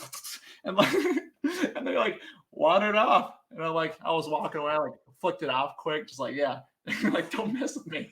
That's what happens. And so I'm thinking, like the parents go outside there, what happened to our chicken? Like, did something attack it? It's like, no, the door-to-door book guy did it. So and That's right, baby. Rooster never messed with me again after that one. So that was great. That's the new our producer in the back sent a note. She said instead of dogology, it was cockology. Nice. Yeah, they don't train you on cockology in sales school. Like they gotta up their ante. So if you see it charge its feet, be ready for that cock-a-doodle doo.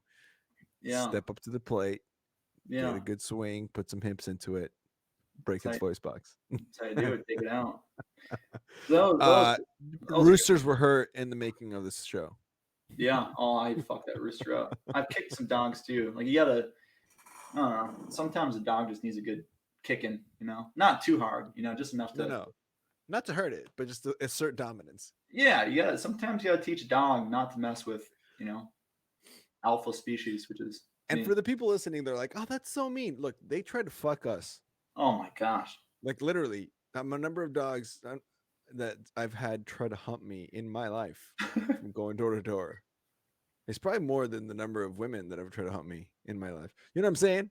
Can Yeah. you Oh, relate? I don't know. easily. Or am I alone in this? Maybe I No, just no. It's. I mean, yeah. There's a lot of dogs are ridiculous. Were you ever bit on the book field at all?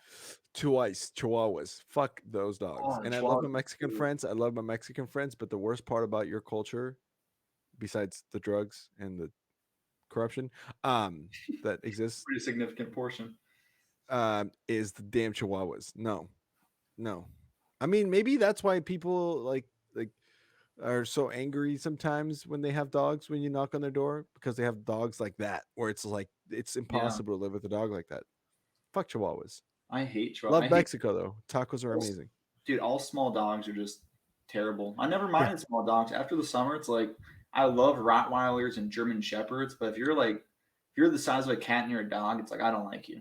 You know? You're 100% right. My I have two dogs, Pits, and my sister-in-law was like, "Oh, but they're so," and I'm like, "No, those dogs want to be trained and they want to learn how to please you. They're not there for they're not the other way around." And so when you really train that dog well, which we do with our dogs, they're pleasant, amazing to have. Doorbell rings and they're not, they're attentive, but they're not like gonna bark. This, when you would knock on a door and then the dog would be the first thing that you can hear from the other side, and you're Mm. like, well, I have 90% chance that I'm not going to make the sale now, regardless of how much of a pony this was. Yeah. It's you know what I'm talking about? Yes, dogs will ruin your sale. Like I've lost thousands of dollars to annoying dogs.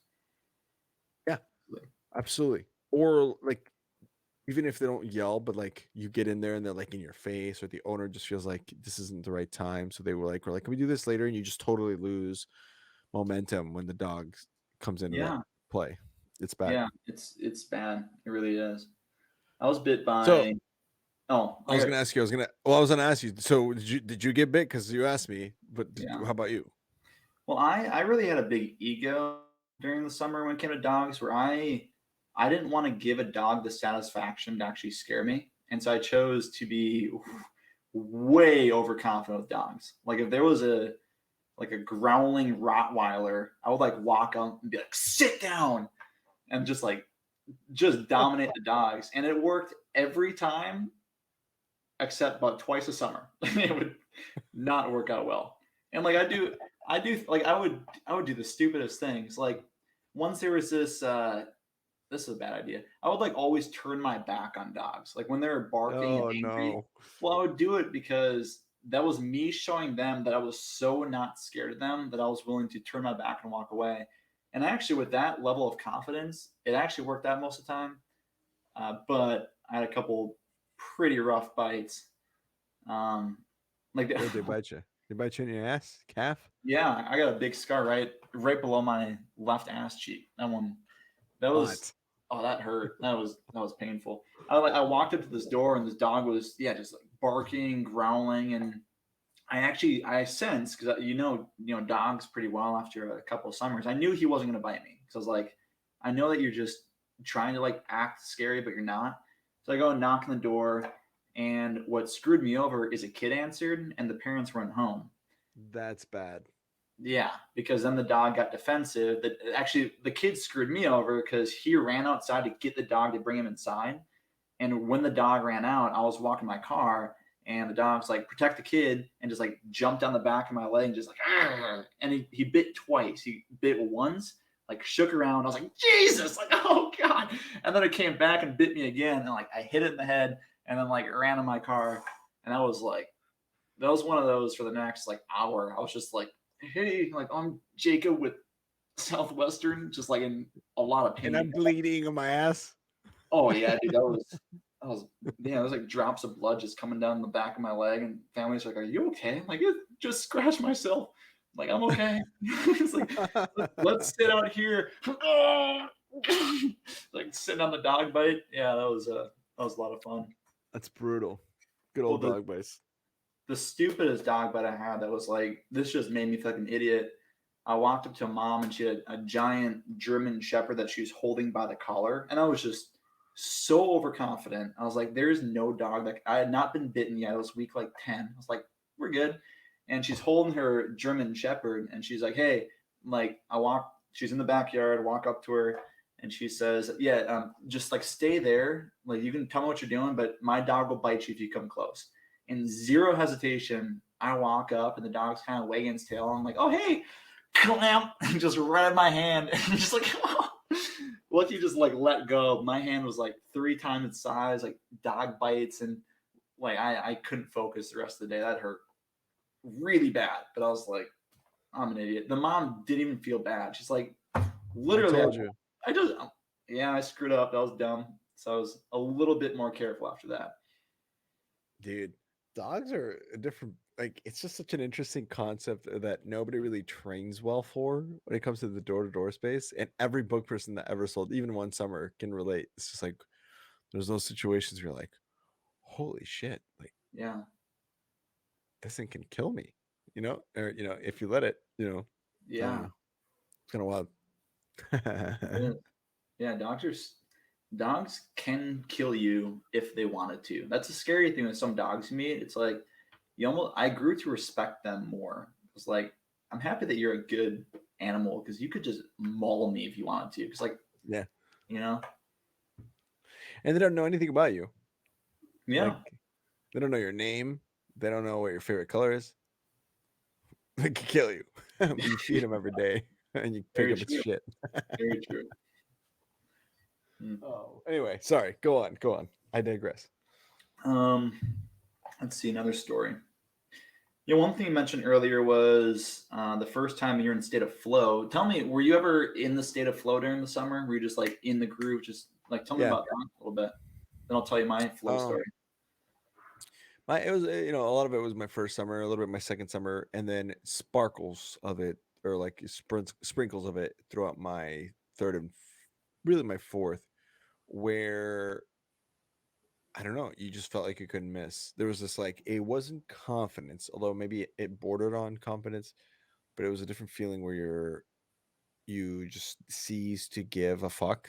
And Yeah, so what happens is you are utterly yourself, but only the best parts of you. So all the negative, like cockiness, overconfidence, arrogance, which we all have some of in different volumes and places, but all of that's gone, and it's all about believing in what you're doing, believing in how you're doing it, believing in why you're doing it, believing in who you are as it. So you just believe in all of those things, and you go, okay, I know I'm good at this. I know I've done it before. I know there's few people in the world right now that are doing better than I am at this. And even if there are all a bunch of people that are better at me than this, that I don't give a shit because I am killing it right now. yeah, How can I miss? And even if people tell me no, or in a specific scenario, if people don't want to sit down with me, it's so it's so okay. Like it yeah, doesn't matter. And it's just this crazy feeling of like I can't miss. It's pretty yeah. sweet. Feels so good. It's like it's a weird feeling. It's like it's a feeling knowing that success is going to happen. Like, that's what flow is. It's like you Yeah. just, especially in the book field, man. That's some of what I'll miss. Just that feeling of knocking on doors and you like you're in a groove and you just know no matter what that a bunch of people are gonna buy. And somehow they do. Like it's insane. Yeah. Yeah. I was just actually looking at this because I was talking with some of our sponsors about this. I was talking to Lee McCroskey about this, and I was just like, we were talking about the state of flow, and he was like, so like, what tell me about that week. And oftentimes people recall like the Sunday meeting, I had an hour of time to myself, and I can't remember any of that bullshit. Yeah. But I do remember going to work on Monday and going like, I just don't care. I care about what I'm doing. I just don't care about how it goes. I Yeah. remember that was a constant thing where it's like, let's just fucking knock on some. Hey, you're the mom. Cool. I'm Andres. Uh, talking to all the families here, and as the words are even coming out of your mouth, it's so like strong and powerful. Yeah, man. Big packages that week. Crazy fun sit downs. Just really enjoying life as it was. I'm Yeah. doing this job where I get to meet all these cool people, and they have all these cool stories, and I get to share it with them. Yeah, it's fun. 100%. Well, I remember the first time I ever experienced flow in my life. This is actually another great story. It's when the only summer I actually hit I Want to Win was my first summer, and it was like it's a great story. And this was anyone who worked with me like knew this story because when I'd run orgs, I'd always tell this story and I Want to Win, just like get one jacked up. But I remember it was because I Want to Win. There you go. It was the first of the last 2 weeks. So it's the first week where you can hit I Want to Win. If you don't hit it, well, the next week you can hit it. But this week, I was committed, gung ho. I mean, I never sold that much my first summer. I just consistently sold an okay amount where I was sitting at about 200 units most weeks, give or take.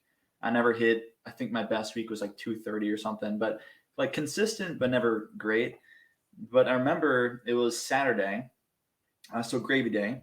And at this point, I wish I remembered the exact numbers, but I was maybe at like 90 units, maybe 100 units.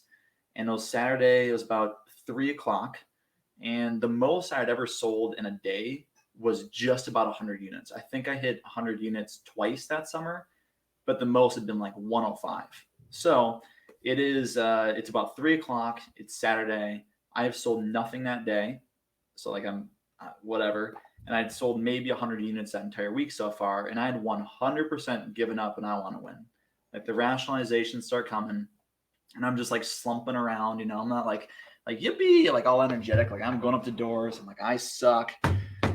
Like I give up. Like, hey, at least we got next week, right? At least I can hit it on next week. And I remember I'm in this town called Franklin in Pennsylvania. And this was a really weird town. It's kind of like a shithole top town where I probably would have skipped it if it had been like last summer. But it was like most of it was a total shithole where it's just like caved in houses and trailers. But there's this one section of really old houses, but they're like mansions. But it was really weird because most of the people there were very old. So it's like just a weird town. I had like 2 customers in the whole city. I was working there like 3 days. But I waltz on up 3 o'clock to this mansion. Like it's a very big house. It looked like it was built 100 years ago. It was like old wood. It was kind of like rusted out wood, very like dark, almost like I don't know woods, but like I don't know mahogany or something, just like a dark wooded color. There's no play toys, no nothing. There's a pool in the back. There's like a gate, kind of in the back of the house, that blocks of the back. So the pool's sitting there, and I walk up, and there's a decent car in the driveway, slumping up, just like super, just no energy, no faith that anything in my life's going well. I just hate everything right now. And I knock, and I take my steps back, and you do that thing when you're not in the ball game where I'm just looking at butterflies and just like not paying attention. And this guy answers, and this guy's name is Chris Rocco. And it's almost like he answered, and I was almost surprised that I was talking to someone. He's like, "Hello." I'm like, "Oh," I'm like, "Oh, I forgot I'm knocking at your door." Like I was almost surprised to talk to him. So my head was not in the ball game, and I remember he had a suit jacket on. He had a white undershirt, like a nice dress shirt, but the dress shirt was like unbuttoned, where he had like his white undershirt, whatever, and his tie around his neck was undone and loosened. So like he had clearly just gone off of work. And I do my first approach, and Chris, as I found out in a second, he says, "Yeah, like let's sit out here." All right. And so I sit with him, and again, my head's just not in the ball game. I'm just like no energy, just going through the sales talk. And I go about maybe a minute into the sales talk. Like, "Hey, I'm Jacob. I'm from Minnesota, with Southwestern, showing books, apps, and websites." And he cuts me off. He says, "Jacob, how much is it?" And of course, like basic sales training is you don't answer that question. You dish off the question and keep on going because you can't tell them the price. So I was like, "Oh yeah, like we'll get to that. Depends on what you get. Ha ha ha." Keep on going. I'm like, "Yeah." So I was just talking to something that the grooms, the clients, the Moors bought, whatever. Let's get the kids involved. He's like, "No, Jacob. Seriously, like, how much? Tell me how much."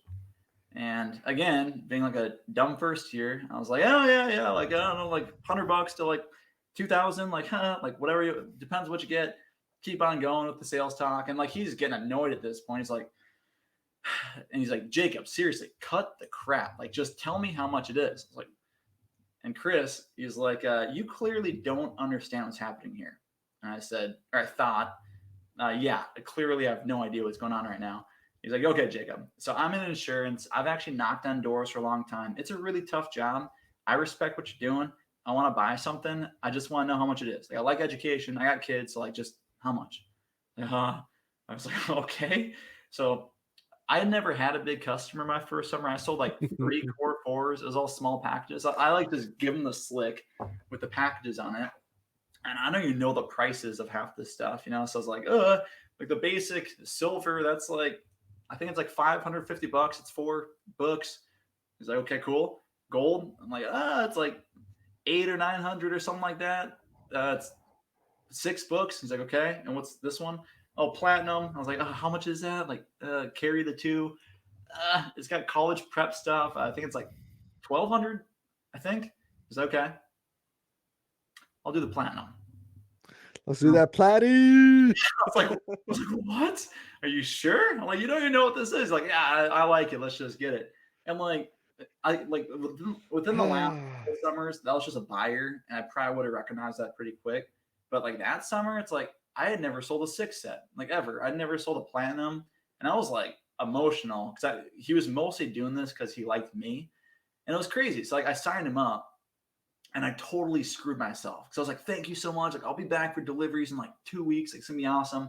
And I was so panicked by the sale that I forgot to include the CEA into the order. And I was like, Nice. if I had gotten this platinum though, I would have been really, really close to I want to win. Like I would have been like, I don't know, like 20 units off, just like really close or something. I don't remember the exact numbers, but I remember I went back to my car. I actually loaded up Advantage for Dealers. I looked at my stats. I was like, what? Like this should have been like 25 more units. Like what did I do? I was like, oh no. I was like, I didn't do the Got the CEA. CA, bro. So I was like, I was in front of his house and I was like, should I? Okay, there's two options.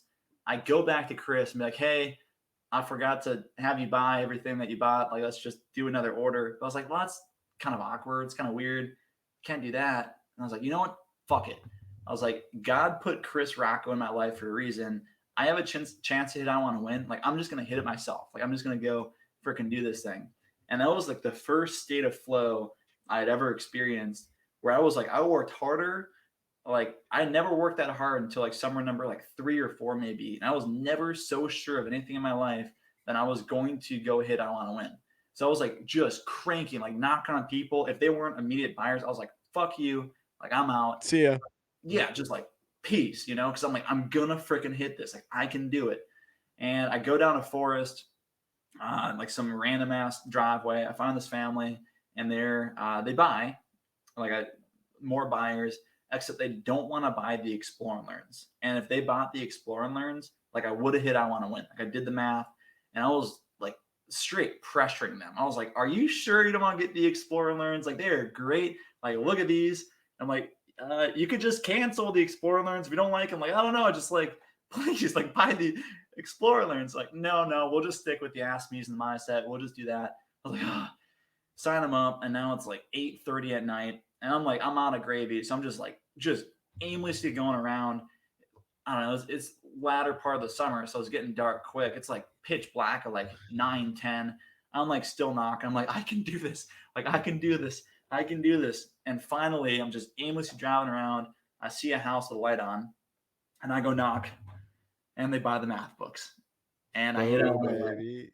And it was the greatest feeling ever to like walk away from that and be like, I did that. I'm a freaking stud. Hell yeah. And I hit I want to win. Then the next week, the actual final week, totally shit the bed because I just didn't care anymore. Uh, but yeah, that was my I want to win story. It's my one bat that I have. It's sitting over there. It's a good story behind that bat.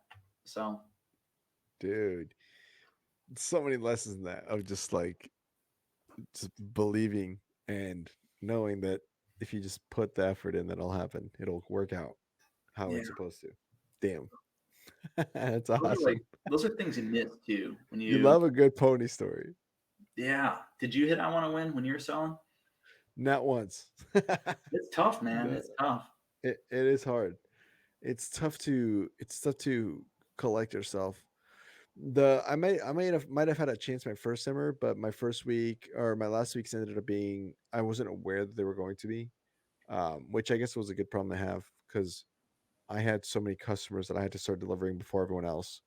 So what I thought was going to be my last week was only like 2 days because I had to start like Mhm. 5 days earlier because I had more customers than everyone else. My first summer was crazy because um, I just had a ton of customers, but man, I sold relatively. Was like number 9 first year, so a bunch of us that were like in the top, 20 were like we got told, hey, you got to go start delivering earlier because you just have too many people to go deliver to. Because we couldn't. Like managers get to have books that they can drop off throughout the summer as they're going. I didn't have any, so Oh, like everybody, and I didn't have that many weak customers. I always had really strong customers. I had like 260 customers or something. Somebody's gonna probably check my math on this. It's probably wrong, but I had 240, 260, something like that. yeah. And I had like 19 cancellations Damn. It's my pretty good. entire career. My entire career, Holy shit. like yeah, and 12 of them were like that summer or something. It was like that was the most I ever had. So, but still relatively not that many compared to everything else. Yeah. And so when I was sending my bar reports in and stuff, Yvette was like, "Oh shit, you have a lot of deliveries." I was like, yeah, so I had to like do. I knocked out the my last week that I would have wanted to try to hit. I want to win for like to redeem it because I tried one week and didn't hit it. I was like, okay, I'm gonna do it this week. And I get a call when I get off work on Tuesday. It's like, hey, tomorrow you're gonna stop knocking at noon and you're gonna go back to your HQ and like watch these videos. And I had to like take delivery school alone and like at my HQ. Hmm. So I was like, oh, there goes I want to win.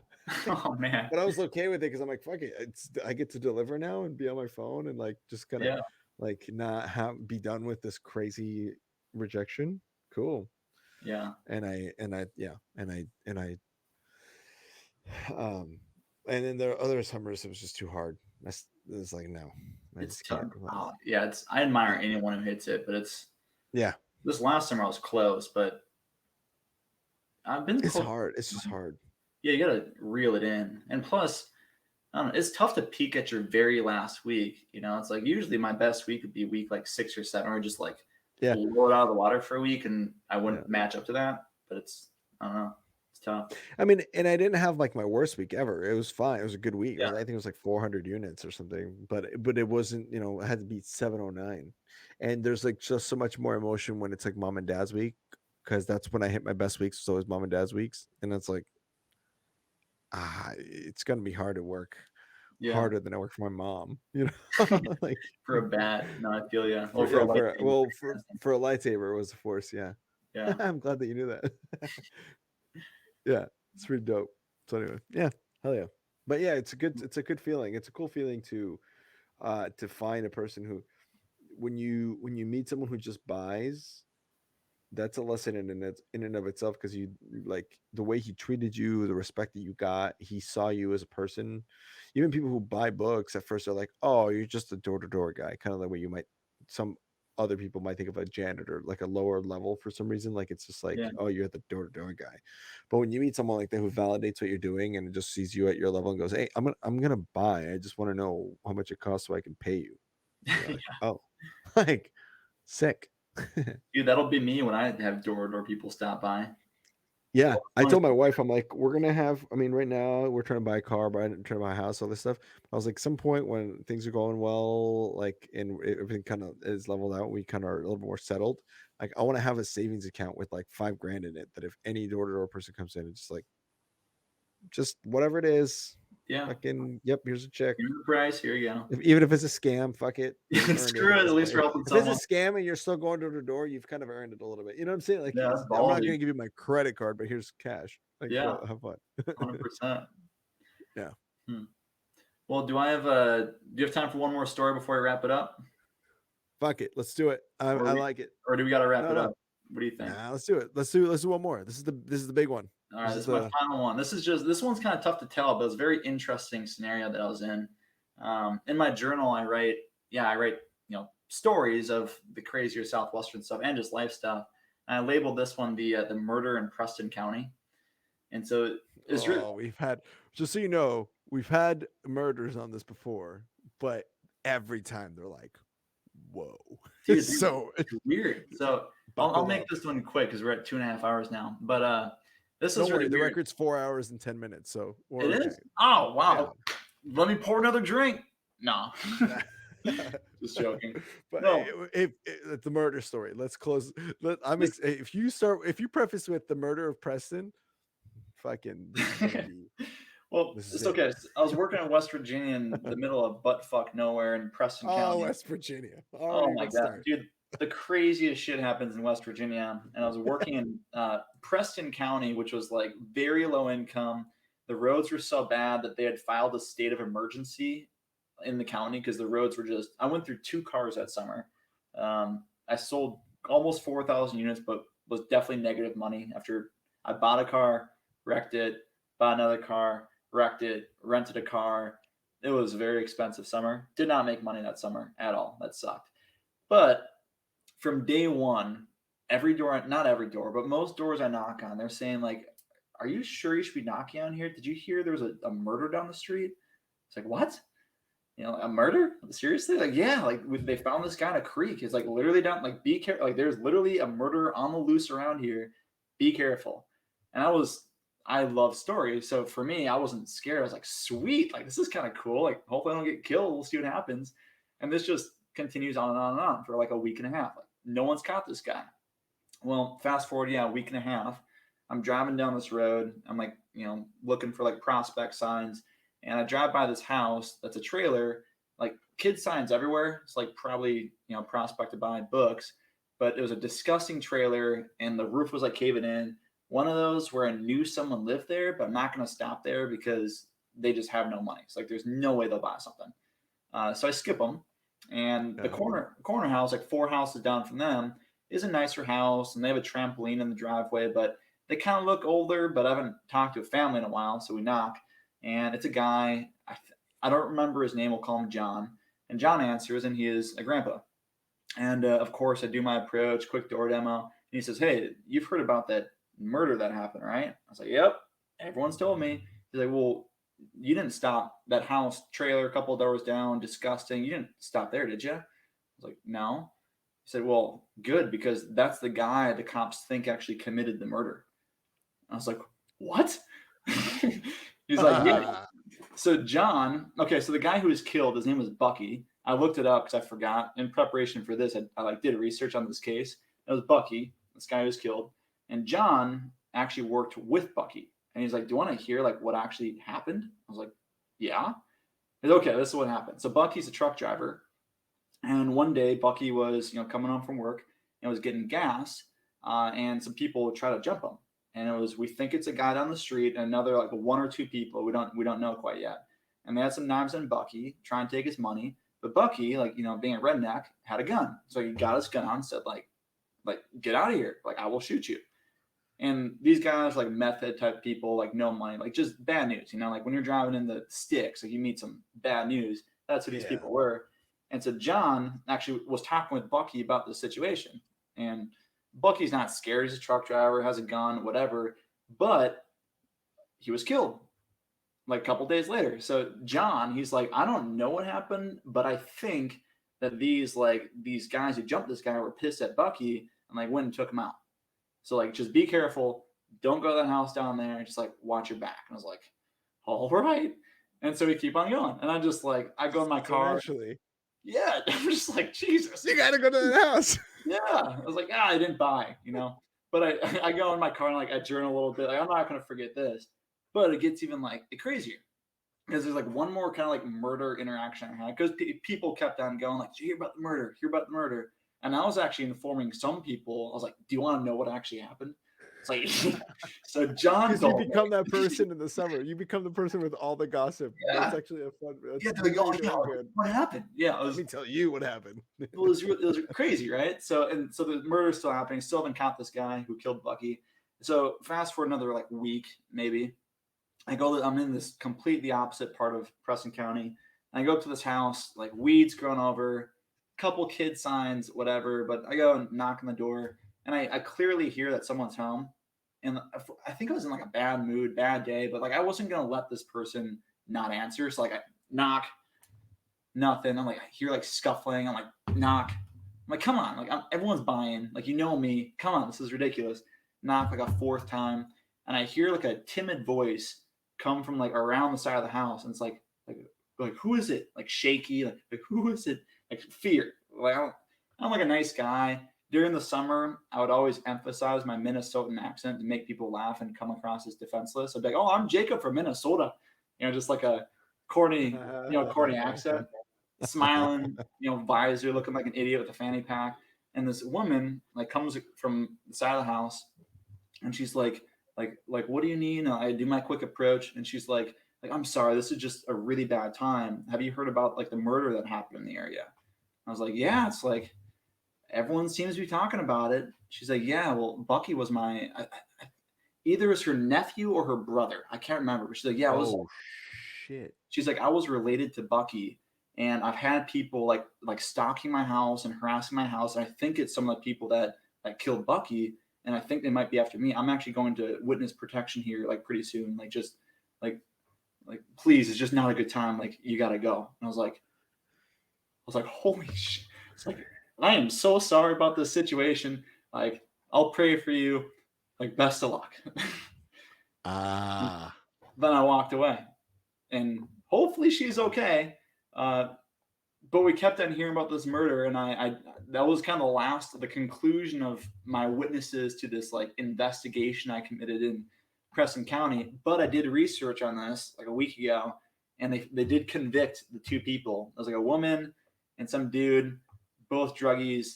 Yeah, they ended up after they tried to rob Bucky, they. Oh yeah, there you go. That's the guy who killed Bucky. Yep, I just There found they that. are. And so they followed him and then killed him and then threw him in a creek. Yeah, there you go. See, yeah, Wow. There it is on the but I screen. can't believe you found that. Yeah, and so they got the people, but apparently when I was selling the entire time, they were just on the loose. So I'm Wow. pretty sure in another life I was a FBI investigator because clearly I got some skills in this thing.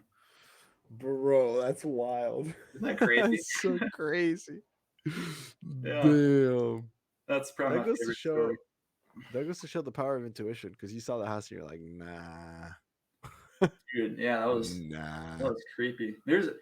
If I'm ever on here again, I got tons more stories for you. But I think it's a pretty good run here. Some of the Yeah, better this ones. has been a good run. We got to get Dylan on here, and maybe you guys can come on together because he's been hesitant to come on here because he thinks it's gonna require him to shit on Southwestern, and I'm like, it ain't like that. But the fact that you're saying that means that you probably haven't listened to any episodes yet.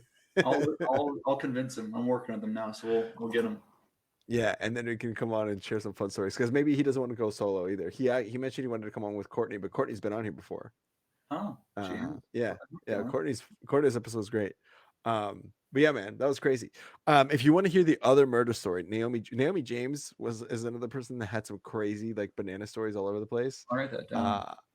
And yeah, I'll send you the link too if you Oh can't yeah, find it. But if you can send me a link, that'd be great. yeah, I love crazy book-filled stories. hers was like I don't even know if I want to spoil. Do you want to hear like the spoiler or like the No, sizzle no, of no, it? no, Like, no. I'll listen oh, to it. it's Yeah. hers is fucking crazy. Like, I'll just put it this way: she met the murderer. What? Which, yeah, that doesn't. It's still when you hear the story, you'll be like, that did not spoil it at all. But she met the murderer. Holy shit, dude! I've Yeah. thought about that. I'm like, dude, from all the doors I knocked on, like 30, I've said 40,000 doors. Dude, there's definitely been some like fucked up people that have been. statistically speaking, you have met like swingers. Oh, Yeah, fucking plenty of those. You know you've met those. They told you. yeah. You've met murderers, pedophiles, Everything, rape it, dude. Everything. famous people, like all for good and bad reasons. You've met them all. Every kind of human being that exists, Mhm. caught or uncaught, you have for sure. Maybe if you didn't, for sure, probably met them. But to not be so hyperbolic, you've at least knocked on their door. Yeah.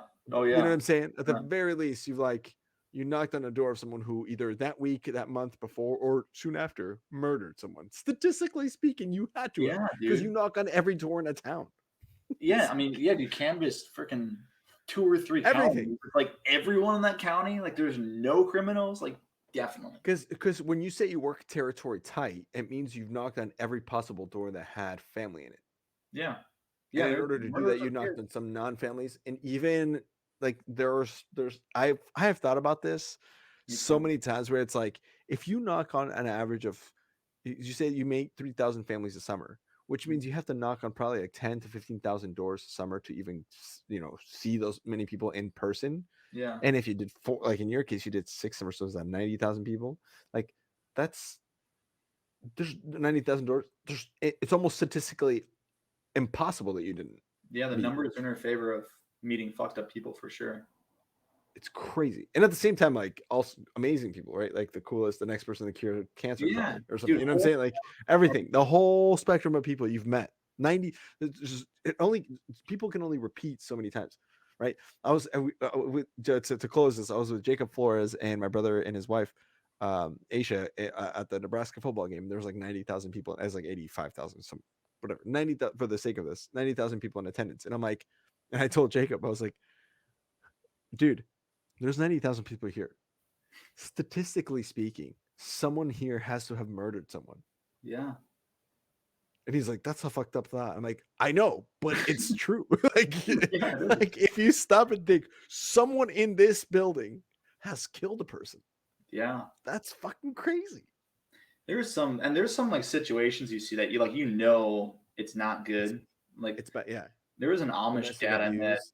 Yeah, oh yeah, there was like I could tell a really bad domestic abuse with this Amish.